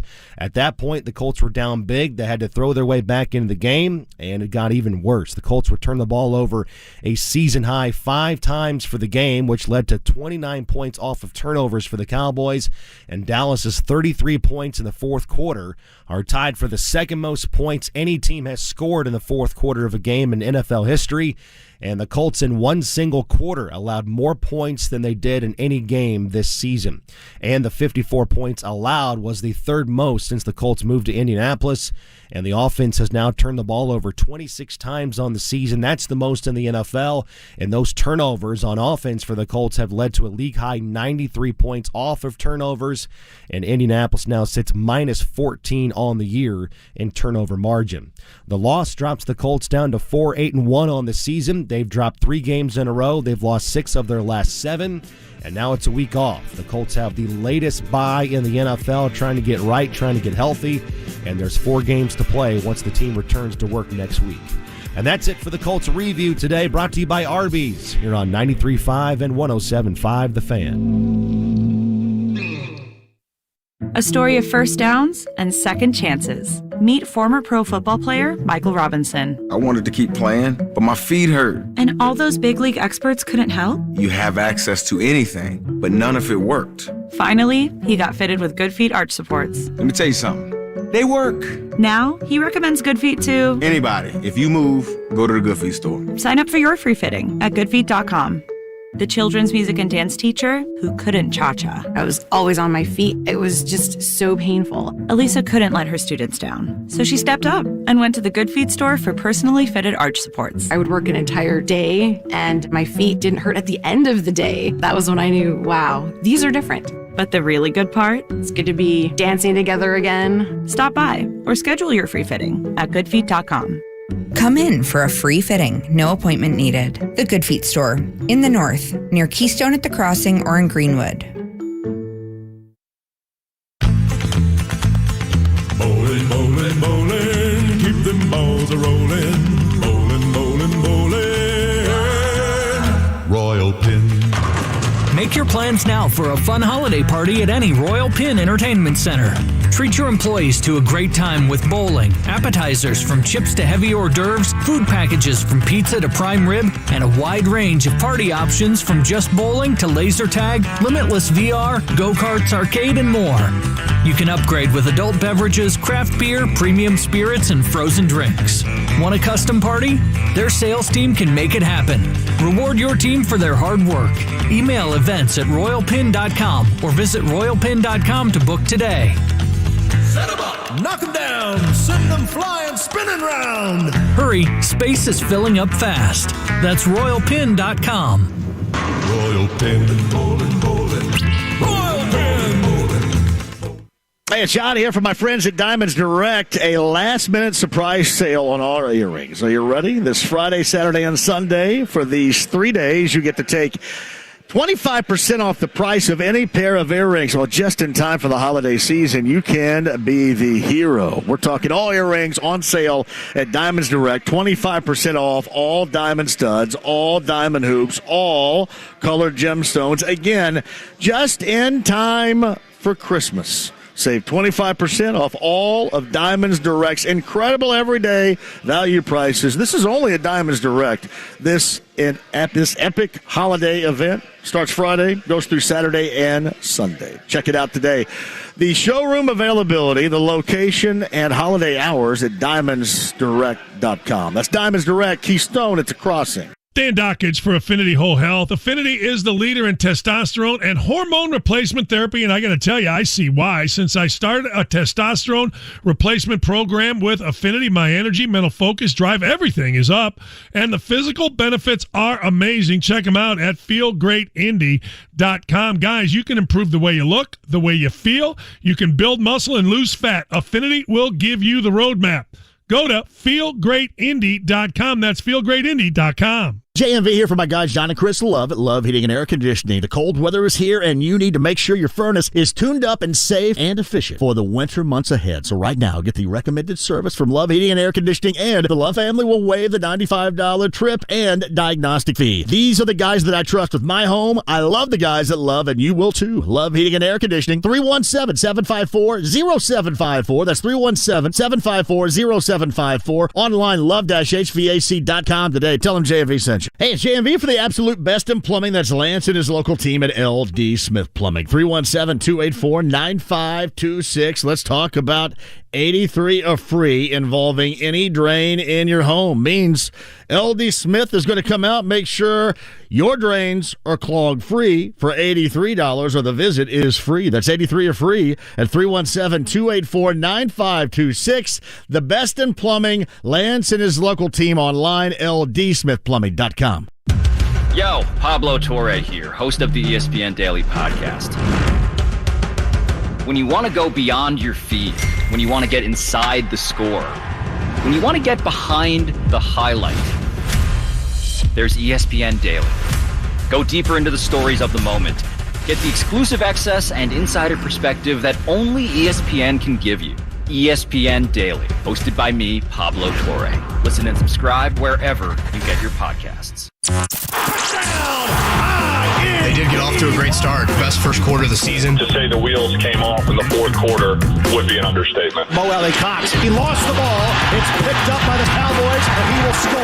If you're talking about it, one of the most embarrassing, pathetic, awful fourth quarters in NFL history. We're talking about it. The Colts just going up in flames. Time to bench Matt Ryan. Your home for Indy sports. 93.5 and 107.5. The Fan. The Ride with JMV. It's Jim Perry, now talk to him, damn it. 93.5 and 107.5. The Fan. Hey, welcome back here. I'm sorry, you're going to show me something here? Well, thank you for coming out. Oh, well, congratulations. Well, thank you very much. Well, thank you for coming out. Thank you for, thank you very much for coming out. That's well done. Hey, Greenfield's our location today. Buffalo Wild Wings on a Blue Monday. Thank you for joining us. We'll do some calls if you like at 239-1070. Colts lose 54-19 last night to the Dallas Cowboys. And, yeah, the fourth quarter was as ugly as not just you've ever seen a Colts quarter of football, but any quarter by anybody in football. It was indeed that ugly. 33 points put on the board by the Cowboys, which is like an avalanche of Colts mistakes and turnovers and crap, and here you are. I do want to ask you, and I did a little bit earlier, what is a standalone, things you like about this team, and whether or not these past couple of games, and certainly not the Philly game withstanding, but these past couple of games, Monday night against the Steelers and last night against the Cowboys, has that changed your opinion, if it was positive before, on Jeff Saturday leading this team coming up next year? Because I had mentioned, and Bob did agree with me on this, that it would have been better off if you would really want to get Jeff Saturday off to a start is to start fresh. And the reason why I bring that up, because Jim Irsay does want him as the head coach. And to have him as the head coach, it would be much easier. Listen, are people still going to be looking at it awkwardly because you hired somebody with zero experience, even in the offseason? Yeah. But you get him off to a fresh start. And he's not taking over a team that, no matter who's coaching it, is going to look exactly like it has looked to this point. That would not have mattered. Bubba Ventrone, John Fox, Gus Bradley, Cal Udemark, it was all going to look the same. So my thoughts, and with that alone, are about the head coach. Now, you can factor in whether or not you believe that Jeff Saturday may be, in line still for a general manager. Maybe it's something in the front office. A lot of those rumors, a lot of that hearsay. But as the coach of this team, now all of a sudden people are looking at this and they're going, oh, you know what? He's not the guy. Last night in the fourth quarter looked like a serious regression. Now, I would say, even though it looked like that, basically the components of that regression, of that fourth quarter, have been prevalent the entire year. The turnovers, the fumbles, the interceptions. The only thing that we really haven't seen is a defense that its sense of resistance was not the same as it was prior to. When they were close and it was a game, they weren't stopping the Cowboys every time. It wasn't a great defense, but they did show up with some resistance. But when this thing, and again, this is on the offense with the turnovers, and they were constantly out there, that resistance was failing in that fourth quarter, and that's what people come away with looking at. Now, Bob Kravtiz had mentioned Jim Harbaugh. If you're going to go for somebody, I understand why you have to go for somebody big. I think the problem is right now, I don't know how many of those big names, A, are out there, and B, would take a shot at this gig right now. Oh, there are, offensive coordinators everywhere, I'm sure. The flavors of the day, offensive and defensive coordinators as well. They're out there. You can find them, but as far as these game changers and what Colts fans would like to see if it's not Jeff Saturday, that's tough. I don't know how many of those dudes are out there. 239-1070 is the number. Back to the phones. Anthony is up next. Anthony, thank you for the call. Hey, what's going on, JMV? So, good to hear from you, Anthony. Go ahead. So my thing is, why don't they just go see where get Eric Bieniemy in Kansas City? The offensive coordinator of the Chiefs would be one of those guys that, I'm sure that there are people would like. Some people would, some people wouldn't. But, I don't blame you. He's had a great deal of success. It's been odd as to why he hasn't received a gig, and I think most people would suggest the reason why is because, most like Frank Reich when he was in Philly. Doug Peterson was making all those moves, offensive moves, and much like Bieniemy being in Kansas City, Andy Reid's going to have that final say on those offensive moves, and people just tend to look at that differently. I understand that. Hey, one more thing before I go, JMV. You think you can tell B-Dubs to quit charging people $1 to take their food home? Hey, can you repeat that one more time? I didn't understand it. I said, could you tell B-Dubs to quit charging people $1 to take their takeout order home after they pay for it? I will tell them that. I don't know if I'll have any say in it, but I'll tell them that. I don't mind. Thanks, Anthony. Appreciate that. I'm a long-time listener, first-time caller, man. Thanks for taking my call. Anthony, you call anytime. I don't know if they'd listen to me about that. I may have to call the corporate office on that one. I don't know if they have that capability. Now, we are at Buffalo Wild Wings in Greenfield today, and Kevin's up next at 239-1070. Welcome to the show, Kevin. How are you? Well, I'm pretty well, but I have a different perspective on this game, and it comes from one of my clients who dropped $50,000 yesterday going to the game. $20,000 for 2 tickets and then airfare and hotel. And he loved it. He said, you go there and Jerry Jones and the stadium. And he said, hey, the Colts were in it for a little while. That's okay. But, I'm paying, and you look at the people making that kind of money. This guy makes high 7 figures. That's what they're after. They don't care if the team wins or loses. It's entertainment. They're writing the whole thing off. And how many you don't have 65,000 of those people in the stands, though, brother. Know what I mean? Well, if I was making cash, if I could drop $50K on a football game, you could come over and take a dump on my front porch, and I wouldn't care. I know, but it's all perspective. I'm driving a GMC Terrain. He's got a Lamborghini. I mean, it's like I just looked at him and said, "You're nuts. There's no way." He spent $20,000 here for a game here against Pittsburgh, and I'm like, "Are you kidding me?" But it's all. But what we don't stand a chance now with Lucas Oil compared to the L.A. Stadium, the Nevada Stadium, and Minnesota. I understand. No. Listen, they do. It's called making sound decisions. They've had that in the past. They've done that in the past. And they need to get back to that in the future. We used to think this used to be, Kevin, the attitude around here prior to the Peyton Manning era. This was exactly, not the $50K spending on a game, but this was kind of the attitude. Well, it's never going to happen because, all this and that, and all these examples of, being able to have the advantage over the Colts. No, it's not like that here. The Colts just need to make some honest, intelligent, savvy moves here to get back with it. It has nothing to do with what you're talking about. The Lucas Oil itself is falling apart. We still owe over $1 billion on it. The area down there is extremely dangerous. Hey, man, hold on a second. Well, get your buddy to spend some money, man. Put some money in that renovation there. I'm spending $50K on a stinking ticket or something. Tell him to put a couple more elevators in Lucas Oil Stadium for us. How about that? Well, you know what? They've fraudulently managed that Lucas Oil. I mean, Irsay's made a lot of money off of it, but they've done a horrible job of developing that area as well. I think you'll agree to that. They haven't done anything in 10 years to develop anything around there.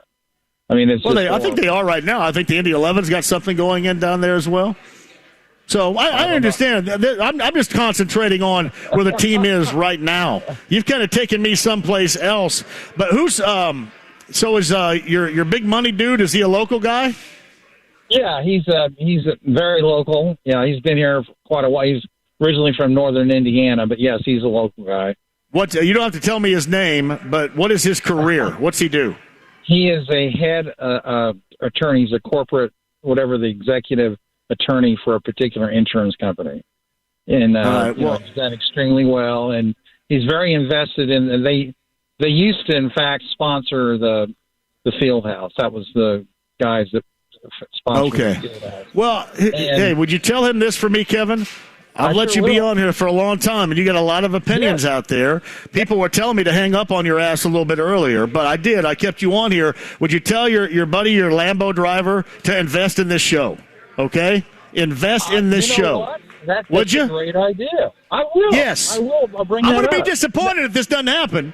All right? Invest in this show. Your Lambo driving buddy. Okay? You're a great guy. I appreciate you letting me on, but a little different perspective. But I'm very worried about the downtown area, and I'm very worried about the Colts from a financial situation. I understand. And thank you, Kevin, for the call. Remember, I'm counting on you.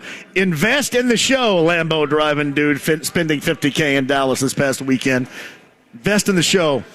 Those are two different things to me. Like, Hammer and Nigel downstairs can talk about Mayor Joe, and they can talk about where the downtown is going and why the Starbucks moved and all that crap, and I'll leave it to them because I'm sure they're the experts on it. But this is not something. Do I give a crap about it? Sure. But do I give a crap about it on this show right now between 3 and 6? Not at all. So I'm just talking about the Colts and the way that they look right now. But I will say this. My man can invest in this show, and I think he should. What the hell was this guy doing, Kyle? $50K for tickets? Well, he said, 2 tickets alone was $30K. And so where's that other $20K just for a flight and a hotel? I assume private plane then? Well, if you're spending $20K on flight and a hotel. Escort services. You get a top-of-the-line what type Dallas of Metroplex escort service going, right? Hey, now, we could figure this out. There can't be more than a handful of dudes rolling around in Lamborghinis. So who was this guy talking about? Anybody know? I'm from Greene County. I wouldn't know. Unless they detassel corn, I have no clue who it is. If they detassel corn or put tires on your car, I know who they are. Other than that, I don't know. Cal, honestly, how many people could be rolling around central Indiana behind the wheel of a Lamborghini? We could figure that out fairly easily, couldn't we? Well, the thing with Lamborghinis, they drive them like 2 times a year. It'd be hard to find all the guys. I couldn't imagine. I think it'd be cool to get in one, and I love the gull wing. I want a gull wing door open. I'd like, if they would let me, if Eric Wilson would let me, I'd put like gull wing action on the Acadia, or I could put gull wing action on the truck. I love the gull wing doors. I do love that. I don't know if I could climb down in that son of a gun right now. I know that mostly that's big money midlife crisis special right there. I don't know if I could climb into it. It's like climbing into a manhole trying to get down in there. I don't know if I could do it. I figure out who that dude is, Kyle. He's going to invest in the show right this. But the $50K in Dallas, the heck with that. Invest in the show.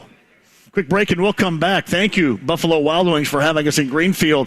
It is a Blue Monday. You got ice cold Bud Light here as well. You got great food. We've got tickets for the Colts and the Chargers. We've got an autographed helmet. We got Jake Query coming up at the top of the hour. Love to see you in Hancock County. A lot of folks have been by. We appreciate that. We need more Monday Night Football. Buccaneers and the Saints as well. You can watch it right here. A lot of hoopage going on, too. And we got you covered. 93.5 and 107.5 The Fan. If you're on the go, the Fan's on the go. You can listen anywhere streaming at 1075thefan.com or download the Fan app in the App Store or Google Play Store. Listen anywhere in the world, from Indianapolis to Indonesia. Nobody cares for you like family. Family Heating and Air. Hi, this is Malia with Family Heating and Air, and as a mom myself, I know it's really important to keep the kiddos healthy. Air quality, humidity, those are super big issues on my concern list. If you share any of these concerns, give Family a call, 317-577-8077. Family Heating and Air is your trusted local independent American Standard heating and air conditioning dealer.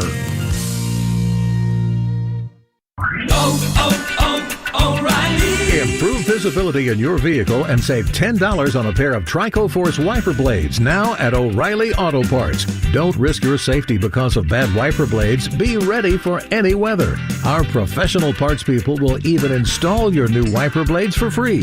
Visit your local O'Reilly Auto Parts or O'ReillyAuto.com. O'Reilly Auto Parts. A new season, a new QB, a new look. Football is back.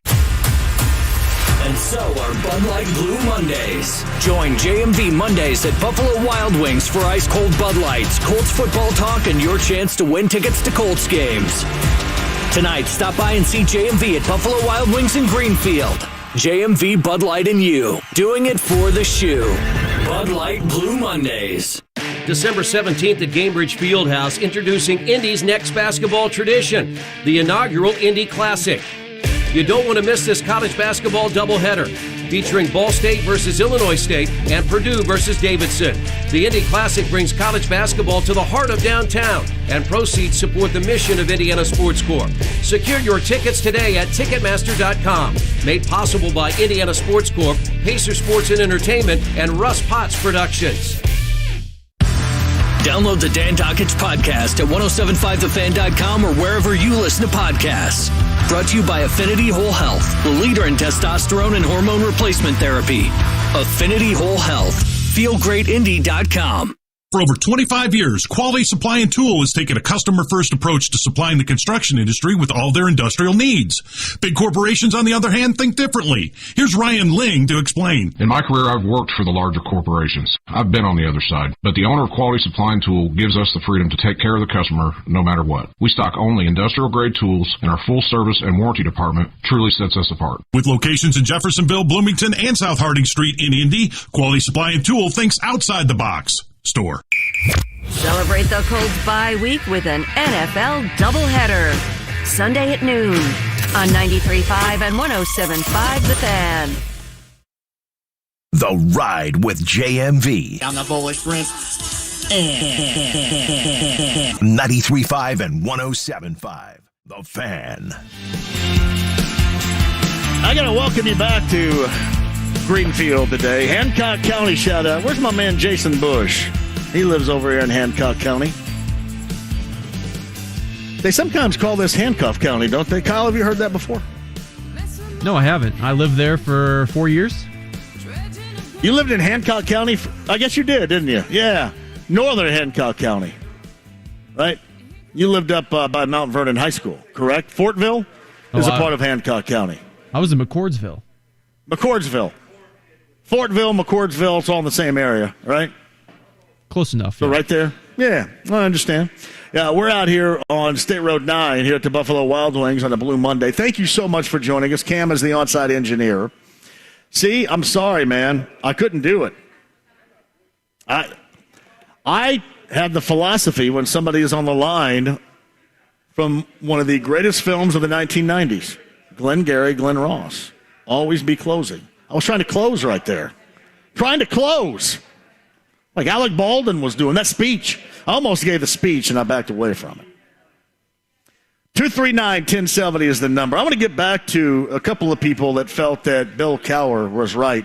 You know, even with the results notwithstanding here with Jeff Saturday on the interim basis, Bill Cowher has still not been accurate with his original take.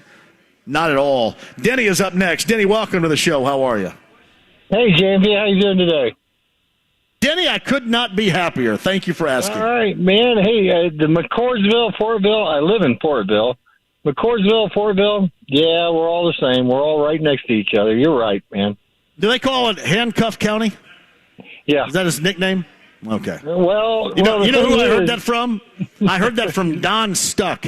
Remember the name Don Stuck? Yes, I do. Don Stuck. I'm laughing so hard, used to man. call this handcuff. I was guessing because Don Stuck was probably handcuffed in this county a number of times as to why he called it that. The bad thing when you live in Fortville, you can spit one way and spit another way, and you'll be in 3 different counties. Indeed, man. Yeah, I know. Denny, talk to me. Hey, my big question was, I got lucky. My family took me to the Philadelphia Eagles game down there in Lucas. First time I've ever been there. Fantastic place and everything. Well, great football game.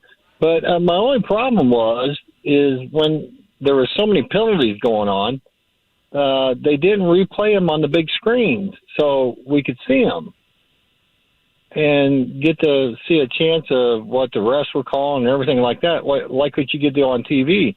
And I know when you're watching other NFL games, the fans get to see them on the big screens, and they're booing and going back and forth, but there at Lucas, they weren't showing any of that stuff. So why don't they do that? I don't know. I don't know how that works. I thought that they were. They don't do replays at Lucas Oil Stadium? No, not on any of the penalties or the great pass catching or anything like that. Well, I will say this. They give you the replays. They give you the replays on the what they believe to be home team calls. Like if it's a penalty where it's sketchy and it could go either way for the Colts, yeah, but they won't even in the negative, they won't show those. So, yeah. All right. They weren't even doing that. That was a big thing. Hey, Denny, tell me something about the team, though. Tell me, I've heard the finances and the downtown Indy and all this and the replays. Give me something about this team that irks you right now, brother. Come on, Denny. It's not going to irk me at all. I'm a diehard Colts fan. I will be. I love Jeff Saturday being in there.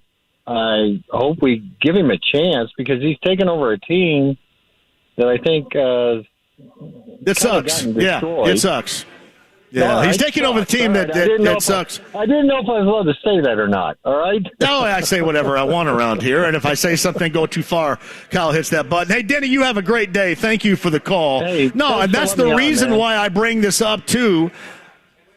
If you had just waited, if you wanted to really, truly hire Jeff Saturday, and you would wait until the offseason to do it, give him a clean slate, but now you thrust him in there where his fault or not, it's his fault because he's the coach. When no matter who you put in there, again, if you stay with Reich, if you went with Ventrone, if you went with John Fox or Gus Bradley, whoever was in there was going to see these same results. I talked about Glenn Ross. Always be closing. Or also in sales terms, always be selling. That wasn't the right pitch for Jim Irsay to do that one he did with Jeff Saturday. The right pitch would have been to wait. To wait, start fresh, have us an off season to talk about it. Instead, now you're taking ownership of a team that would have, as Denny just said, sucked regardless. Quick break and we'll come back. If you're on hold, I'll get to you. Doug Thrasher writes this: can Matt Ryan audible into better plays? He's a veteran. I don't see it if it's happening. Here's what's funny about Matt Ryan. He's a 14-year future Hall of Fame guy, and he looks like he's been a 14-play in the NFL guy.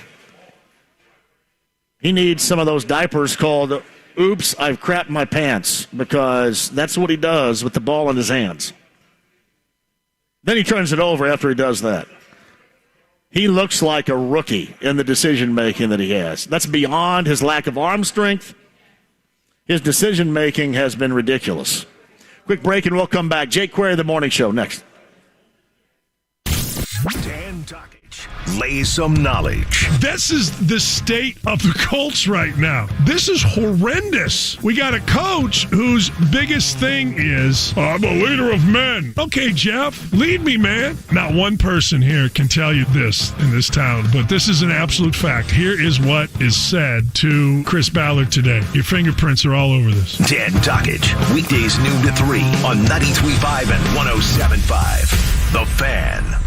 People who suffer from arthritis are getting real pain relief with exciting biologic therapies at QC Kinetics. The success rate is there, and there's no better way to treat yourself when it comes to dealing with pain. Meet Tyler Vale, co-founder of QC Kinetics, who says they can't cure arthritis, but they can treat the pain. If you think of the tide coming in and out on the beach and what it does, it erodes the sand, right? Can't stop the tide, but eventually when the sand or the beach gets bad enough, we backfill that beach with sand so that we get generations of enjoyment with that beach again. And the same thing happens with your knee or your shoulder or your hip or your back. We want to backfill the problems that have happened to this point. I'm not stopping the tide, so I'm not stopping the arthritis, but I want to get generations of enjoyment out of those joints again. Call QC Kinetics now for your free consultation. Learn more about how restorative biologic therapies can get you real and lasting joint pain relief. Call QC Kinetics, 317-559-PAIN. That's 317-559-PAIN. 317-559-PAIN.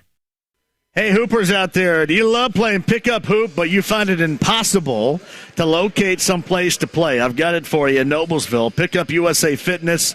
It is court ready right now. I'm telling you, hoops, and after 6 o'clock, the pickup games begin, and these bad boys are reffed up too, just for you at Pickup USA Fitness in Noblesville. So they got the massive gym, weight, cardio, training rooms for you, everything. But it is the place every night after 6 o'clock for you and your friends to fire up in pickup games. So let's check it out today. All you have to do is sign up, pickupusafitness.com. Get that pre-sale membership going right now, starting at just $39.99. That's pickupusafitness.com today. Pickup USA Fitness, Noblesville. It's a better way to play. Your love isn't confined to an advent calendar. It doesn't stop when the Christmas lights come down. With the Salvation Army, your love lasts all year long. It puts a present under someone's tree today and a roof over someone's head tomorrow. It brightens Christmas morning and the hardest nights for hardworking families. Together, we love beyond Christmas. Give $25 a month to support local families all year long at SalvationArmyIndiana.org. Diamonds Direct is giving you one more holiday gift of 25% savings just in time for Christmas. A last-minute sale on all earrings this weekend. Save an unprecedented 25% off all earrings at Diamonds Direct. Diamond stud earrings, sapphire earrings, gold earrings. Get Diamonds Direct's unbeatable price plus an extra 25% savings. Biggest discounts of the year. Special financing too. It's Friday through Sunday only. A truly epic earring event at Diamonds Direct. Oh, Open enrollment for health insurance is underway and ends January 15th. Eskenazi Health understands this can be a confusing process. That's why Eskenazi Health is here for you, to assist you in understanding your health insurance options and also help with questions surrounding Medicaid eligibility under the COVID-19 public health emergency, which may end soon. Simply go to eskenazihealth.edu or call 1-855-202-1053 to request your telehealth appointment or to get more information. Hey, it's JMV for the absolute best in plumbing. That's Lance and his local team at LD Smith Plumbing. 317-284-9526. Let's talk about 83 of free involving any drain in your home. Means LD Smith is going to come out, make sure your drains are clog free for $83 or the visit is free. That's 83 of free at 317-284-9526. The best in plumbing, Lance and his local team online, ldsmithplumbing.com. Introducing Spectrum One. Get Spectrum Internet with speeds of 300 megabits per second, advanced Wi-Fi with best-in-class security and privacy, Spectrum Mobile with unlimited talk, text, and data plus nationwide 5G. Get it all with Spectrum One. Spectrum Internet, advanced Wi-Fi, and one line of Spectrum Mobile Unlimited for only $49.99 a month. Visit Spectrum.com or a Spectrum store today.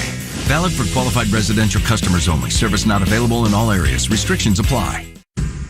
A place for players to play and so much more. Pick up USA Fitness Noblesville. A better way to play. PickUpUSAFitness.com. 93.5 and 107.5. The Fan. WIBC HD2 W298BB. WIBC HD3 W228CX. Indianapolis. The Pacers are in San Francisco to take on the Golden State Warriors. Tonight at 9:30 on 93.5 and 107.5 The Fan. The Ride with JMV. The sportos, motorheads, geeks, sluts, bloods, wastoids, dweebies, they all adore him. They think he's a righteous dude. 93.5 and 107.5 The Fan. My name is John, and I am with you in the heart of Hancock County today. Greenfield off of State Road 9. Let me tell you this. It's because I'm savvy, very intelligent, and I learn from mistakes.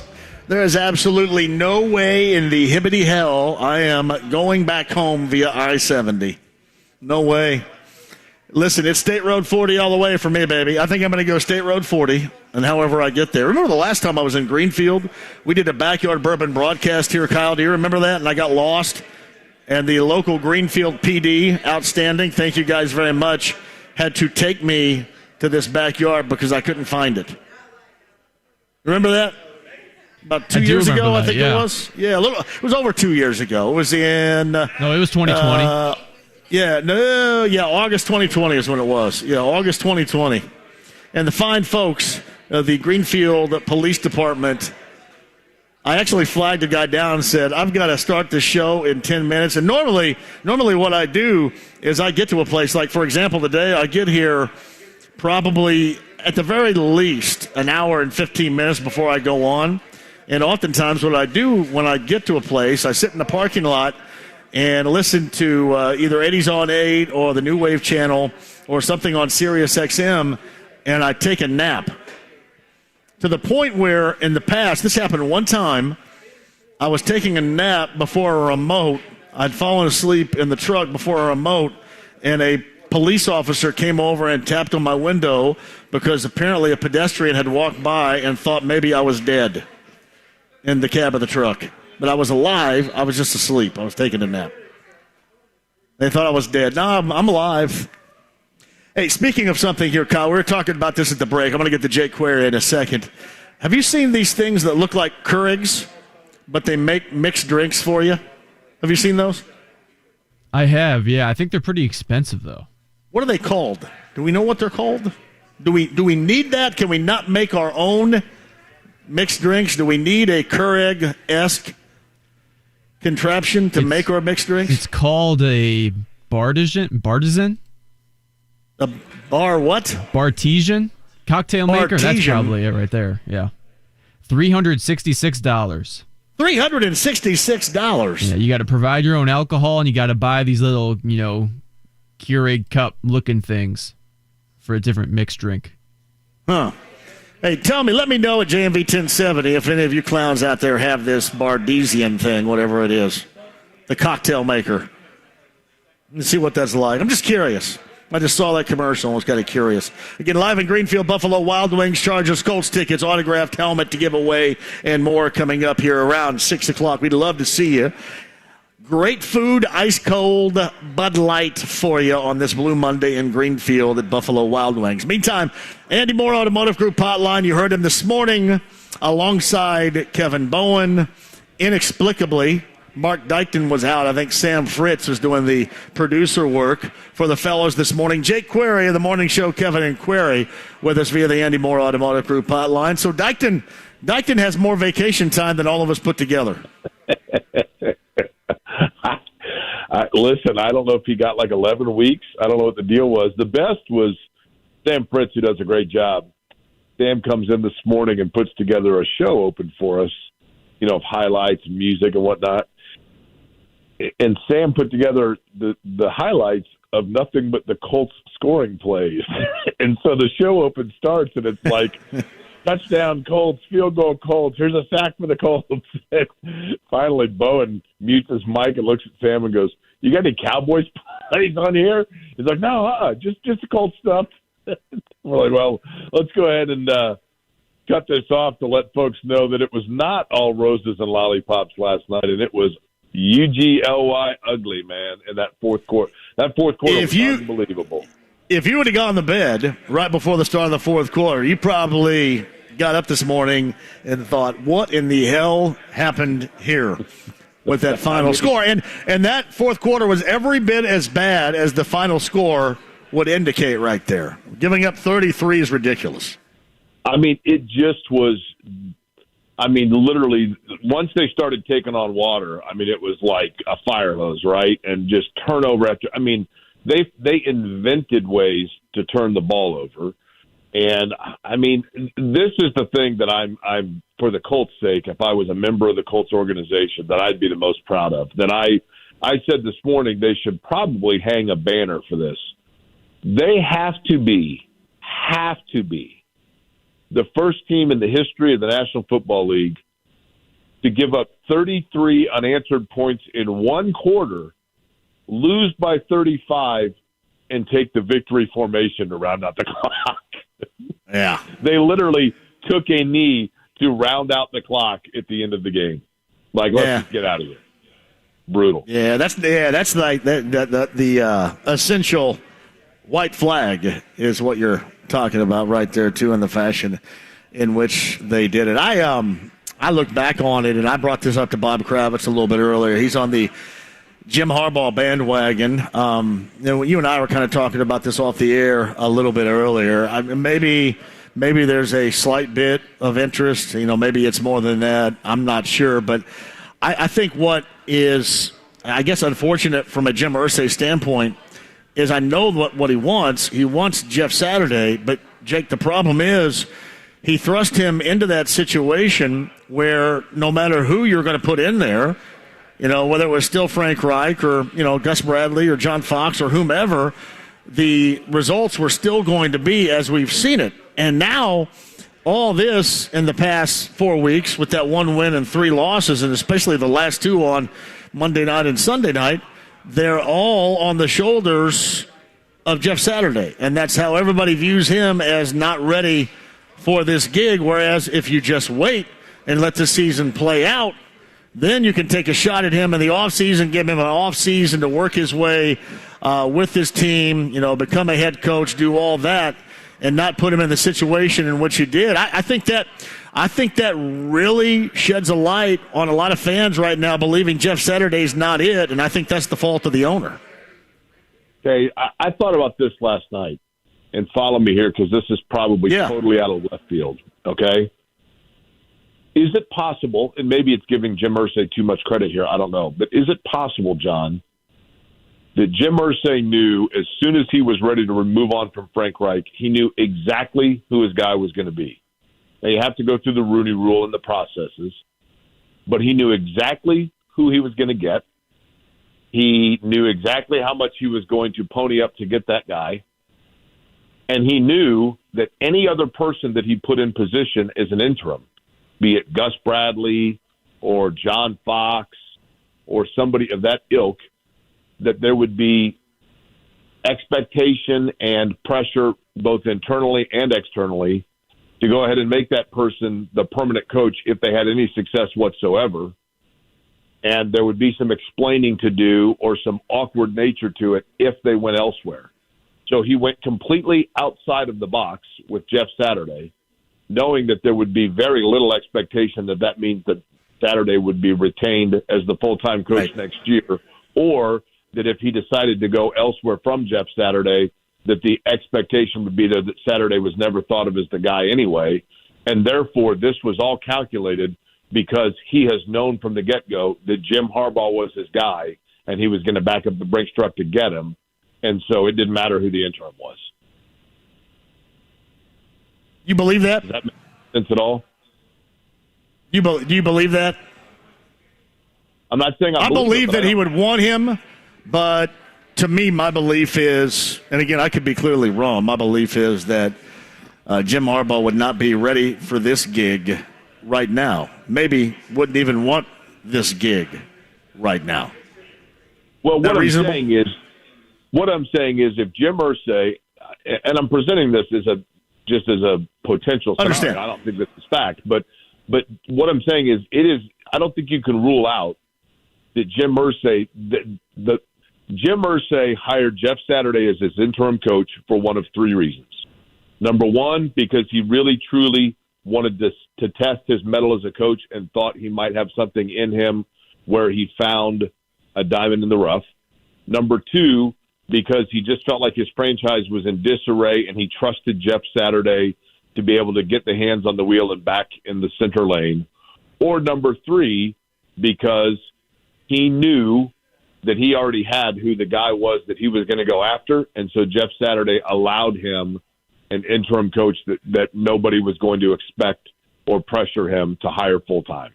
Now, I think it's probably option A there, but I don't think you can rule anything out. I do believe I have zero credible information or tip on this. I want to be clear on that.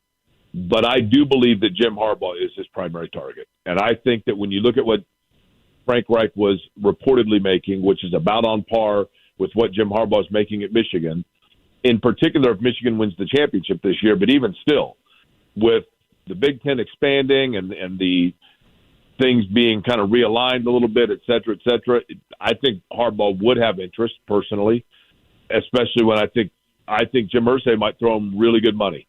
But I do think that Harbaugh is on a very short list, and that list probably is on a Post-it note. Yeah, I think this, Jake. I think that he hired Jeff Saturday on an interim because that's who he wanted and still wants to be the head coach this year. And that's why I brought up the fact that, you put him in a spot where anybody was going to fail to this point in the season with this group. And, now you're not going to have the fan base, as much as it could have been on your side. There still would have been some skepticism if you would have done this in the offseason. But now this bad team is going to be attached to him this year. And I think that hurts Jim Irsay's selling point. And you may be right. He may ultimately want Jim Harbaugh, but I think he really wants Jeff Saturday to succeed and be the head coach here going into next year, more so than anything else.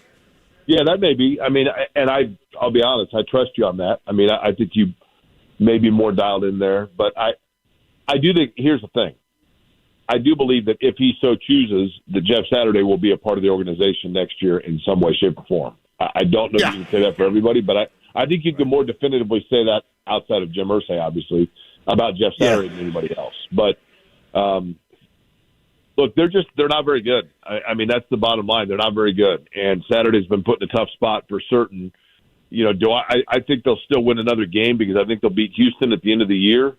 But outside of that, their schedule is not very favorable for them to get any sort of footing here whatsoever. I just feel like last night, you and I talked earlier, John, off the air, and I think we both agreed to the fact that last night was kind of the final nail in, okay, talking in terms of the speculation of things turning around for this year or whatever else officially died last night. I know mathematically it's still a possibility, but it's over, and I think they know it's over.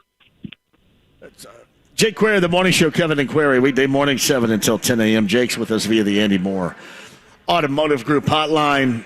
You watch that fourth quarter, and I know that a lot of people would say, well, how do you know that they gave up? How do you know that they dialed it down? That looked like a defense that decelerated and a resistance that was clearly there early in the game when the game was still in doubt and when they were playing decently. And I can kind of understand when you have that landslide of mistakes because of your offense fall on your head, yeah, you probably would be inclined maybe to back away a little bit too. But I thought that was evident, and I thought that probably is something else that's going to fall on the shoulders of the interim head coach. If anybody goes back and watches that, I'm sure, as they're doing today and will do for the better part of the week or the bye week coming up. So I thought it was evident last night that their resistance with what was going on with that 33-point fourth quarter was not there. And I don't care who you are, that's still disappointing to see. My favorite statistic from last night, and it might be my favorite Colts statistic of all time. And I'll give a little bit of pass to the defense because they've been put in tough spots. I mean, look, they got no rest, right? Because every time they came off the field, then boom, there was another turn. I mean, at one point they turned it over, fourth straight possession. And you're thinking, good Lord, I didn't even have time to figure out what flavor Gatorade we've got, and I'm back on the field again. But my favorite statistic is that last night, and I tweeted it, I said it this morning, so my apology for the redundancy, but I don't think I've ever seen this, John, ever. A box score for the Indianapolis Colts where they had a seventh-string offensive lineman, seventh round drafted offensive lineman, a fourth-round drafted tight end, an undrafted free agent wide receiver, all credited with a tackle, but a second-round drafted defensive tackle that did not have a solo tackle last night. That is the most awesome stat ever, and that right there is indication that nothing went your way and that the other team's defense was moving the ball more than your offense.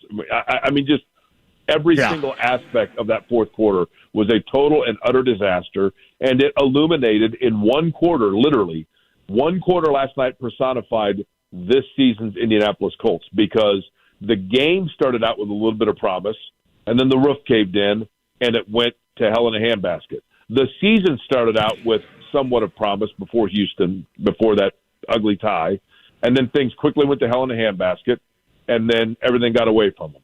And that's exactly what happened last night in the game itself. And the areas that we've talked about ad nauseum all season long as being glaring that were never addressed all came to fruition last night and burnt them in a 33-0 quarter. Ridiculous. So, Jake Query on the Andy Moore Automotive Group hotline. If you don't mind, I do want to double back to the point you made regarding Harbaugh and your belief from what you hear. And let me go a different direction with you here. From Jeff Saturday, the coach, to Jeff Saturday, the evaluator. And we've been highly critical of Jim Irsay, highly critical of Chris Ballard, highly critical of Jeff Saturday now and this team from top to bottom. But is this, maybe on the other side of things, a Jim Irsay plan of Jeff Saturday, as he mentioned before he got the gig, evaluating this team to where ultimately their bigger goal is to get a bigger, more well-known, certainly more experienced head coach in here. And then, as we've talked about before, leaving Jeff as the general manager or Jeff as the player personnel decision maker, something like that. Is this a part of that major plan? Do you believe that to be the case? I don't. My challenge here is this. My worry, I should say, John, is that Jim Irsay maybe made reactionary decisions without thinking things all the way through, which contradicts what I said earlier. I mean, I think everything's on the table. I mean, I think it's possible that there was a long, thought-out, pre-planned process in place, and this is part of it. I think it's also possible that he got super PO'd after a game and just said, you know what, I'm not doing this anymore, and fired his coach, and then thought, well, now what do I do?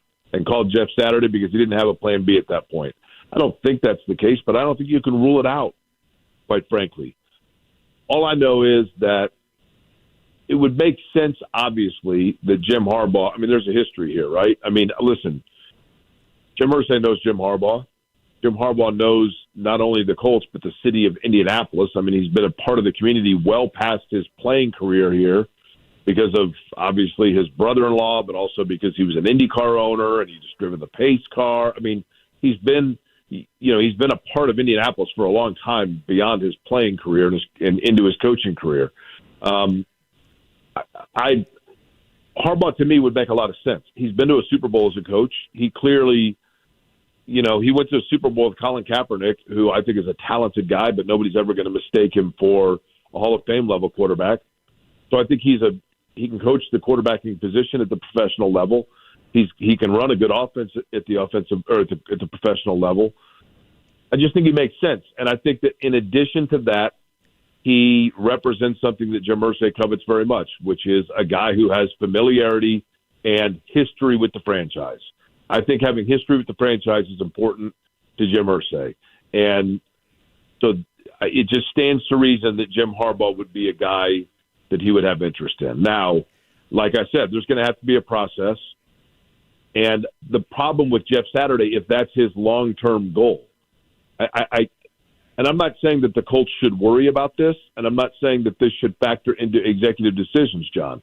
But the reality is that when you went outside the box and got Jeff Saturday out of a TV booth to become your head coach on an interim level, there was all kinds of chatter within the football ranks. And I don't agree with it, but I'm talking about old, tired, retread coaches and talking heads and of the national, that all questioned Jeff Saturday being hired as the head coach. And, of course, the pad for that or the pass for that came with, but it's only the interim.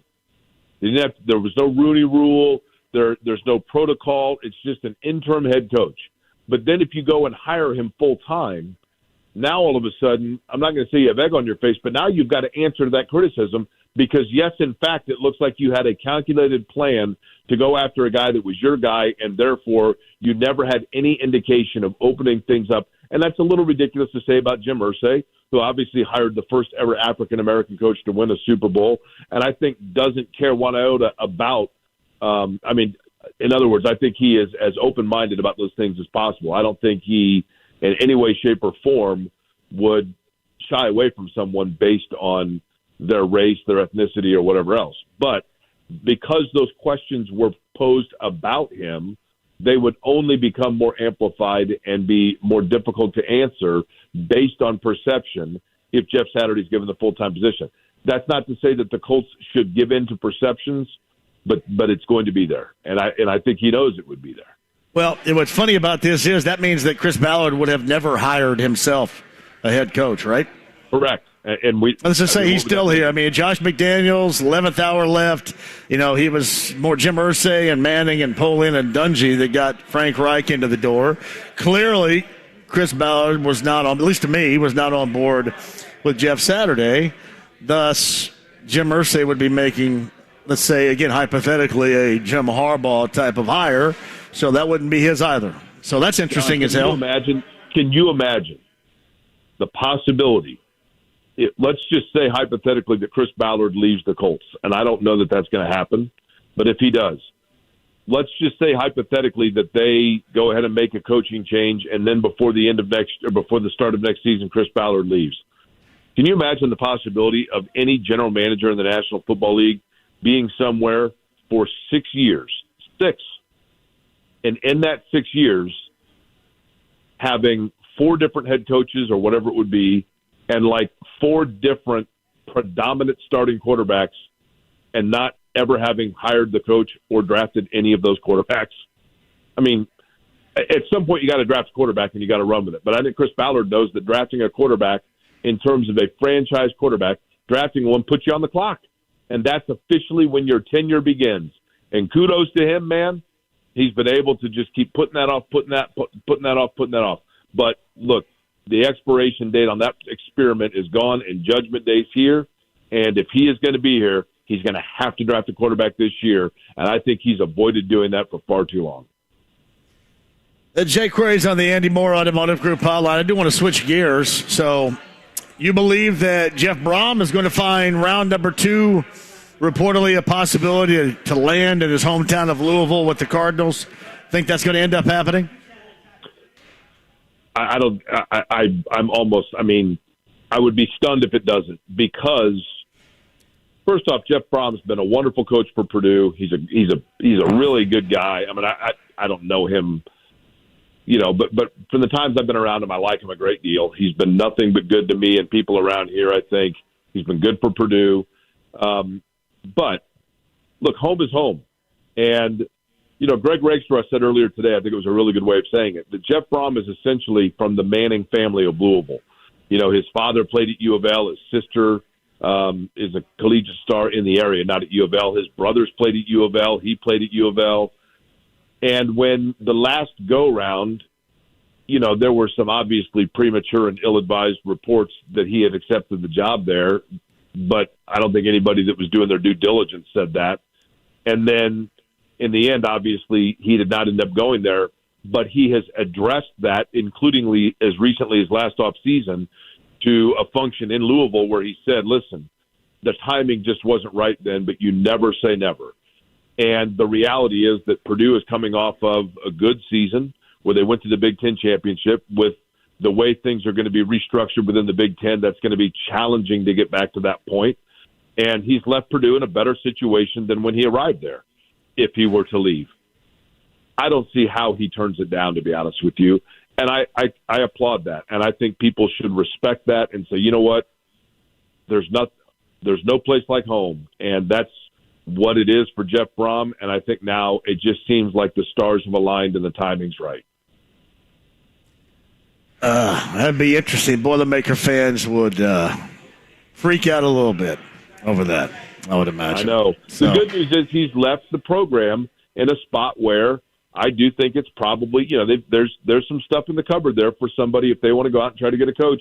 I think there are guys that would want to come there because they've got good players and they've had some success of late, and the fans are interested. And look, well, they are the Big Ten West. I mean, they're Big Ten West, and even with USC and UCLA coming in, that's still going to be better than being locked in football in the Big Ten East. So, right, for sure. I mean, who the hell knows how long Lincoln Riley is going to be at USC anyway? Too. I mean, who knows? But maybe longer than what I suggest right here. Pacers, part 2 of a back-to-back tonight. I don't know if you watched them last night lose to Portland. Get Golden State coming up later on tonight. No Tyrese Halliburton or TJ McConnell last night. Looks like the same two. Certainly Halliburton's not going to play later on tonight. You look back at this trip, and it looks, as of right now, this may end up being a one winner from these 7 that they played out west. Yeah, and this is kind of what they were warning us about, right? Was, listen, there are going to be some times, some growing pains and some tough stretches. The thing that not as of concern, but I think that we're already starting to see, Benedict Matherin's a wonderful player, and he's going to be a great player for this franchise for a long time. But, rookies, man, it's tough. I mean, they're not used to playing this many games in this short amount of time and flying around and doing it. And, we saw it with obviously with Duarte. I'm not saying he's hit the rookie wall just yet, but you definitely go through peaks and valleys. His production and his energy's dropped just a little bit. And not having Halliburton out there, who has been spectacular this season, not having him out there obviously hurts them. And then, all of a sudden you lose both your point guards, you're hurt a little bit there. But, they come back, and then they, obviously, I think Washington, after they go to Minnesota, do a chance to write things out. But, John, this is probably the reality, right? I mean, I know that they got an unbelievably good start, but they're probably realistically a 35 to 40 win team this year. But I love the fact that the nucleus is strong and the outlook is positive, and you can see silver linings for them. It's different than the Colts situation where it's just hard to grasp at reasons why there's optimism.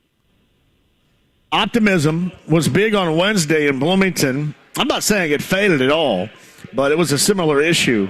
It's funny. Mike Woodson said before that game at Rutgers, Jake, on Saturday. I think he said that to Don Fisher, that rebounding would be a key, and they just got absolutely worked in the first half on the defensive glass by Rutgers. And then, obviously outside of Miller Kopp not being able to knock down outside shots, and then Rutgers, they pack in on Trace Jackson Davis. He makes some mistakes trying to get the ball out of there, struggles with finding any sort of rhythm whatsoever.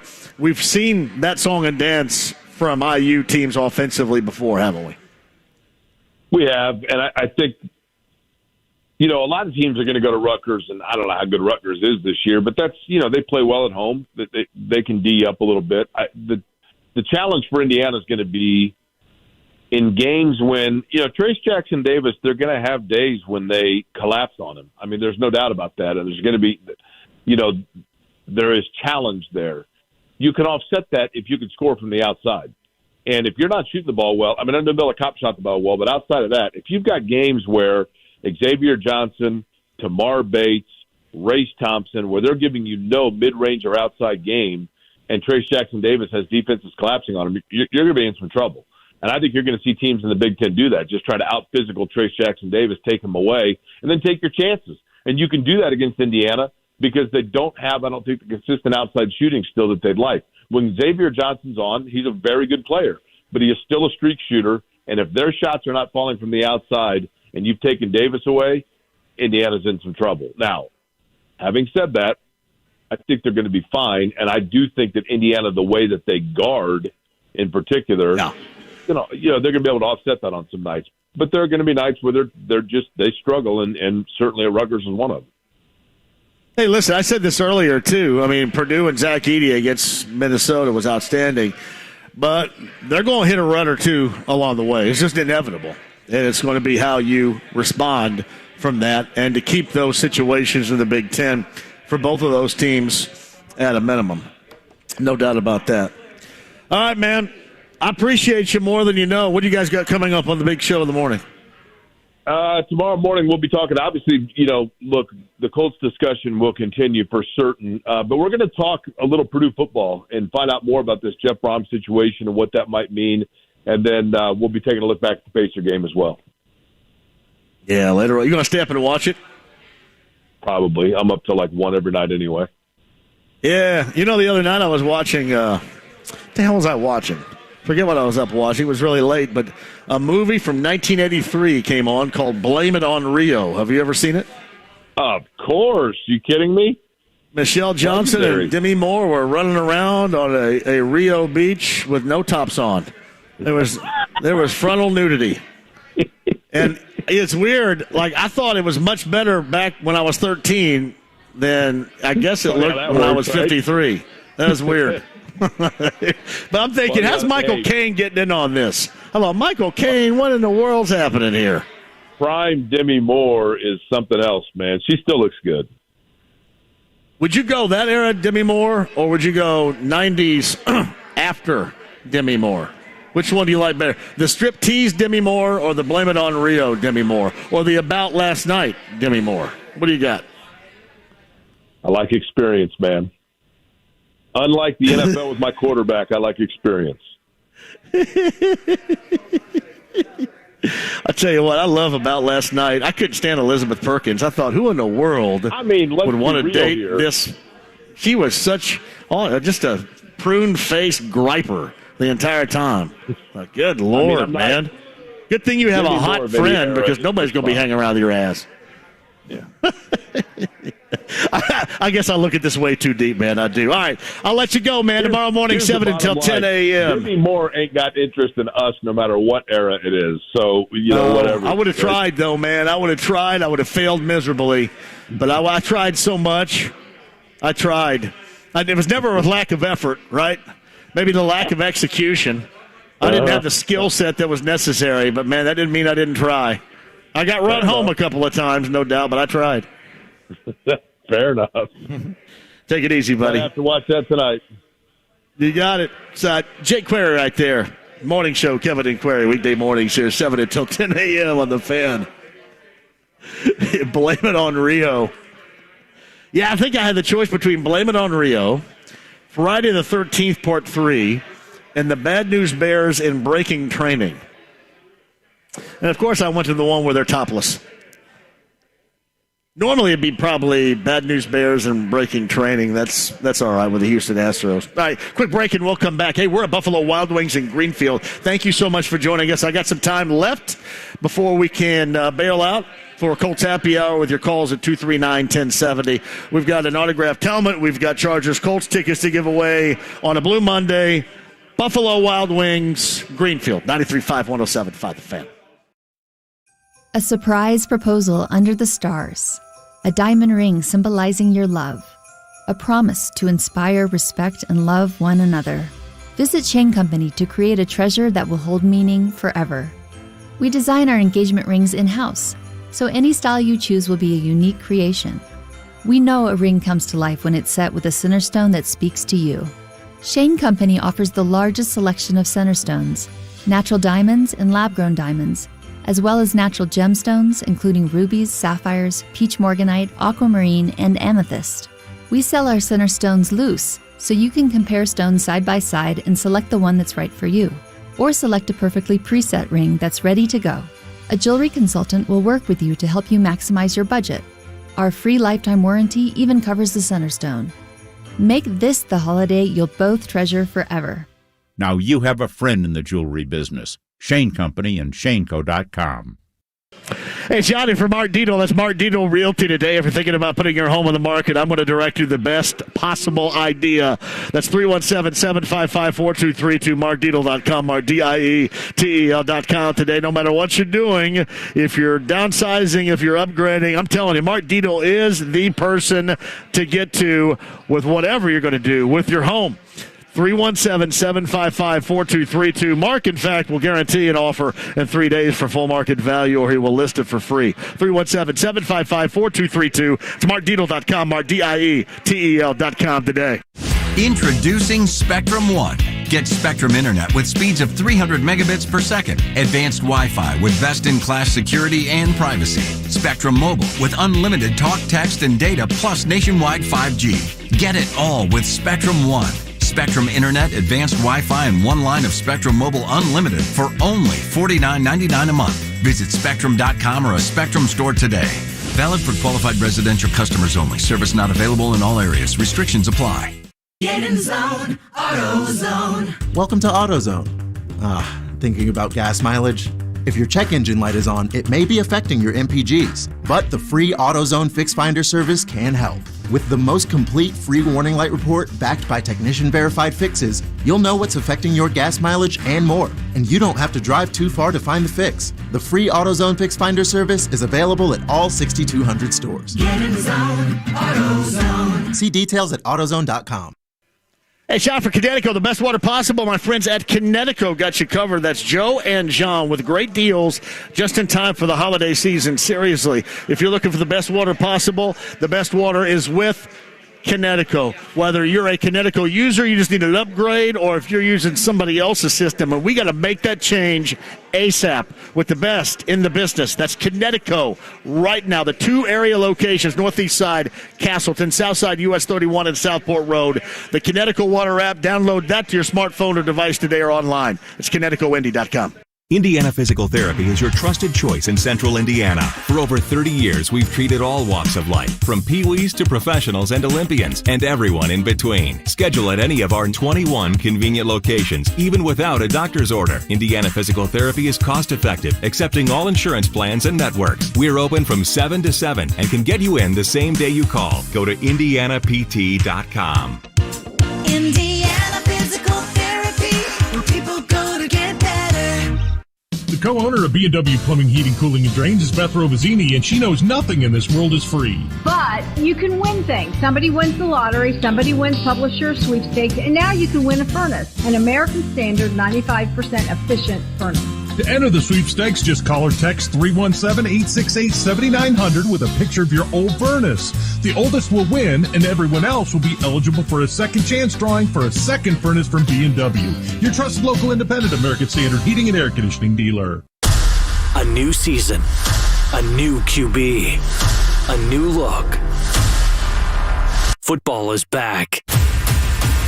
And so are Bud Light Blue Mondays. Join JMV Mondays at Buffalo Wild Wings for ice cold Bud Lights, Colts football talk, and your chance to win tickets to Colts games. Tonight, stop by and see JMV at Buffalo Wild Wings in Greenfield. JMV, Bud Light, and you. Doing it for the shoe.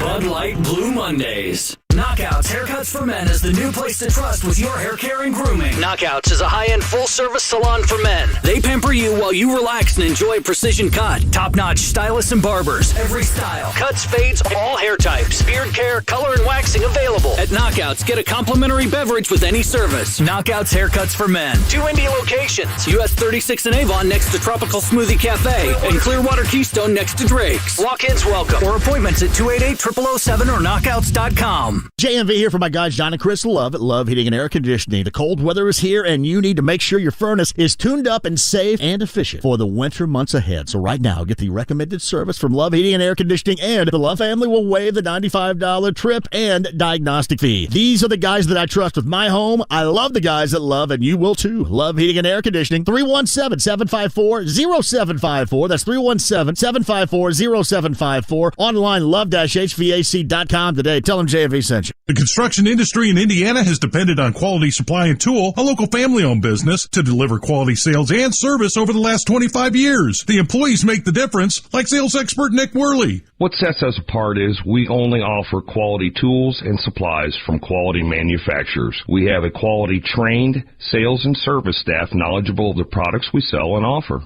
Quality. It's in our name. On South Harding Street in Indy, plus Bloomington and Jeffersonville, Quality Supply and Tool thinks outside the box. Store. Come to Auto Sales and Service and drive home in a vehicle with no credit required. They've been helping people find a new ride in Indy for 35 years. Stop by their 2 Indianapolis locations. Auto Sales and Service. The Ride with JMV. Bullish Branch hanging and banging with you until the 8 o'clock hour. Coming up, we have artists such as Living Color and the Fine Young Cannibals right now. Here's Roxette, The Look, 89.9 WROL. 93.5 and 107.5. The Fan.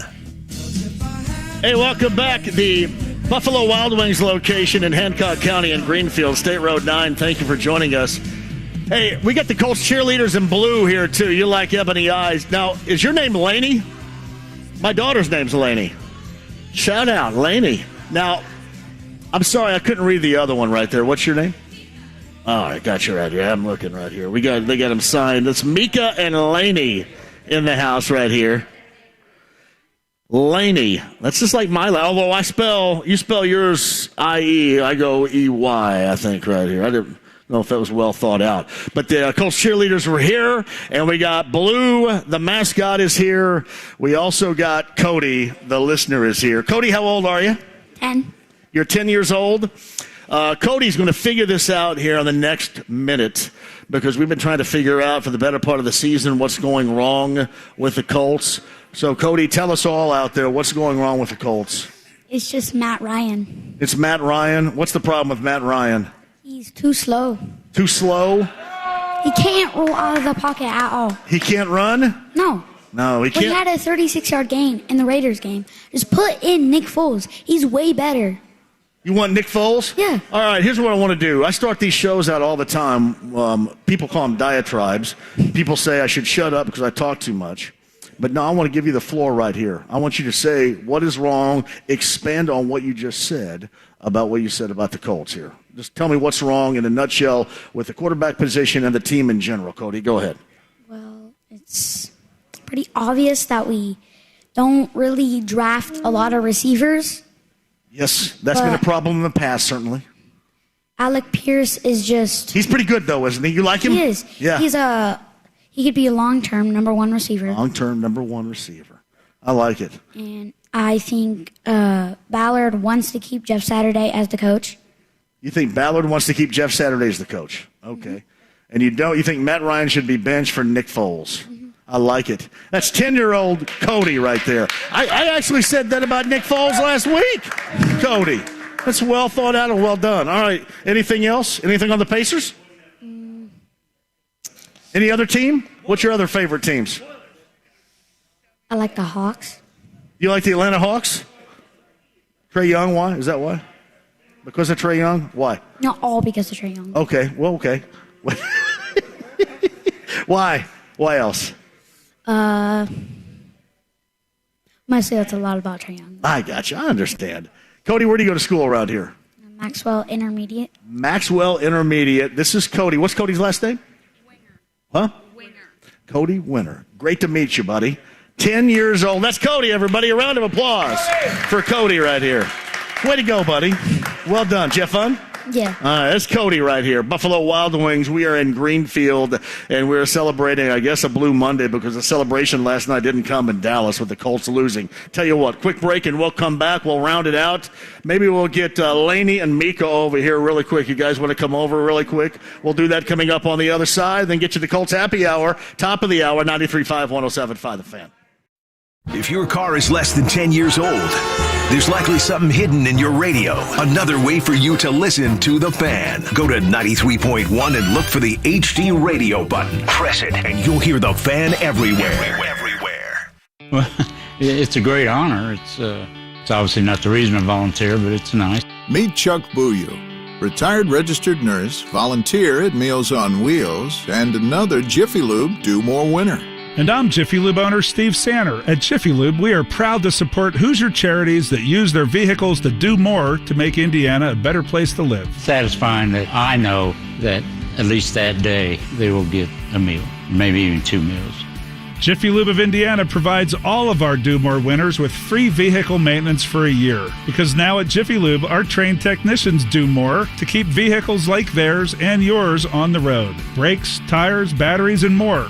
As well as Indiana's favorite oil change since 1985. You get an oil change every couple months. It's nice. Jiffy Lube accepts competitors' coupons, so you don't have to choose between saving a few dollars versus treating your vehicle to Jiffy Lube's award-winning service. Click on JiffyLubeIndiana.com for a Jiffy Lube near you. Bowling, bowling, bowling, keep them balls a-rolling. Bowling, bowling, bowling. Royal Pin. Make your plans now for a fun holiday party at any Royal Pin Entertainment Center. Treat your employees to a great time with bowling, appetizers from chips to heavy hors d'oeuvres, food packages from pizza to prime rib, and a wide range of party options from just bowling to laser tag, limitless VR, go-karts, arcade, and more. You can upgrade with adult beverages, craft beer, premium spirits, and frozen drinks. Want a custom party? Their sales team can make it happen. Reward your team for their hard work. Email events at royalpin.com or visit royalpin.com to book today. Set them up, knock them down, send them flying, spinning round. Hurry, space is filling up fast. That's royalpin.com. Royal Pin, bowling, bowling. Royal Pin, bowling. Hey, everybody, we've already heard stories about friends and family, something really bad that happened, right? You're in an accident, there's a painful, life-altering injury, huge medical bills, even wrongful death, all from someone else's fault. In fact, some of you are dealing with it right now, and that's where the attorneys at Paul Ritchie Law Firm can help. Tony Patterson, Paul Cruz, and John McLaughlin lead a team with over 70 years of collective courtroom experience and millions of dollars in jury awards and settlements for their clients. Now, none of us can change the past. Just know that Tony, Paul, and John are on your side to help you and your family going forward. They're recognized by super lawyers and U.S. News and World Report as being among the leading injury lawyers in the state of Indiana. So even if you're unsure you have a case, give Paul Ritchie a call. They'll listen and give you their free experience legal opinion. Call 317-269-2509 or visit parinjury.com. That's P-A-R-R injury.com. Gather near and bring the cheer this holiday season. Dazzle and delight the love of your life with a gift from Hellsberg Diamonds. Don't miss great prices on stunning diamond studs, tennis bracelets, gemstone rings, and the year's must-have look, gold jewelry for stacking and layering. Another reason to go to Hellsberg? Get a free Microsoft Surface Laptop Go with a purchase of $1,699 or more. Visit Hellsberg.com or a store near you today. Limited time offer while supplies last. See online or in store for details. Dan Dockage for Affinity Whole Health. Affinity is the leader in testosterone and hormone replacement therapy, and I got to tell you, I see why. Since I started a testosterone replacement program with Affinity, my energy, mental focus, drive, everything is up, and the physical benefits are amazing. Check them out at feelgreatindy.com. Guys, you can improve the way you look, the way you feel. You can build muscle and lose fat. Affinity will give you the roadmap. Go to feelgreatindy.com. That's feelgreatindy.com. Hey, Sean here for Caesar Sportsbook, the absolute best out there. Get that first bet risk-free up to $1,250. Use the promo code RADIOFULL no matter what you're looking at, whether it's the NFL games coming up in Week 14, maybe an NBA game or some of these college games as well. Got to go with the best. Get that first bet back risk-free and site credit up to $1,250. Caesar Sportsbook, promo code RADIOFULL. And Caesar's rewards are choice that nobody else can do. We're talking about stays, experiences, tickets, and more. That's Caesar Sportsbook promo code. You got that right. Radio Full. Open to new users in Indiana who are 21 years or older. If qualifying bet loses, bet amount is returned and site credit got to use within 14 days. See Caesars.com/promos for full terms. If you or someone you know has a gambling problem and wants help, call 1-800-9-WITH-IT.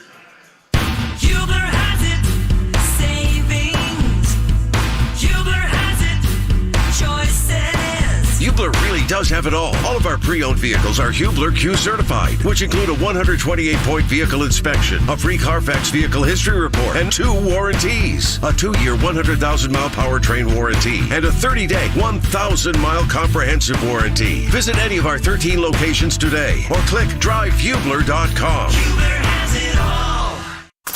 107.5 The Fan is your one-stop shop for the Indianapolis sports fan. Colts, Pacers, Year 2, and insights from Kevin Bowen, JMV, Dan Dockett, Jake Query. Your home for Indy sports. 107.5thefan.com. Hey, it's Jimmy Cook with the Dan Dockett Show. Join Dan tomorrow as Rutgers head coach Steve Peichel takes us through their upset win over Indiana, and Mike Chappell looks at what the Colts have to play for the rest of the season. Join Dan noon to 3 tomorrow. The Ride with JMV. Don't read your email, because I'm really butthurt when you read your email. 93.5 and 107.5. The Fan.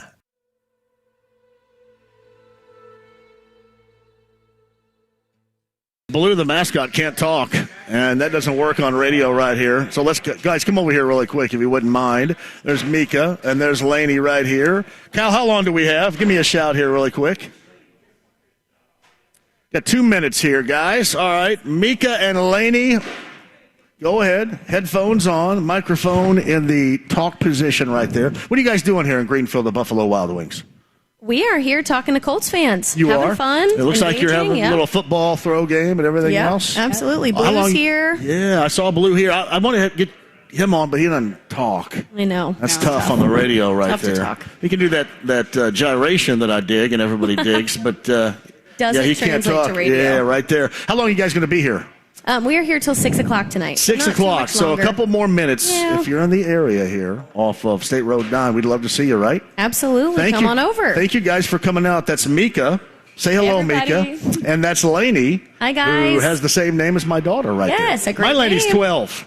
My Laney's 12. I'm not 12. No. Thank you, ladies. Appreciate it. Mika and Laney right here until 6 o'clock at the Buffalo Wild Wings in Greenfield on a Blue Monday. I'm just about set to give away an autographed helmet. Also, we'll give away Chargers Colts tickets before the end of the show as well. Kyle, am I right? Are we back in studio coming up tomorrow and really for the rest of the week? Because this is a bye week, correct? Are we back in studio?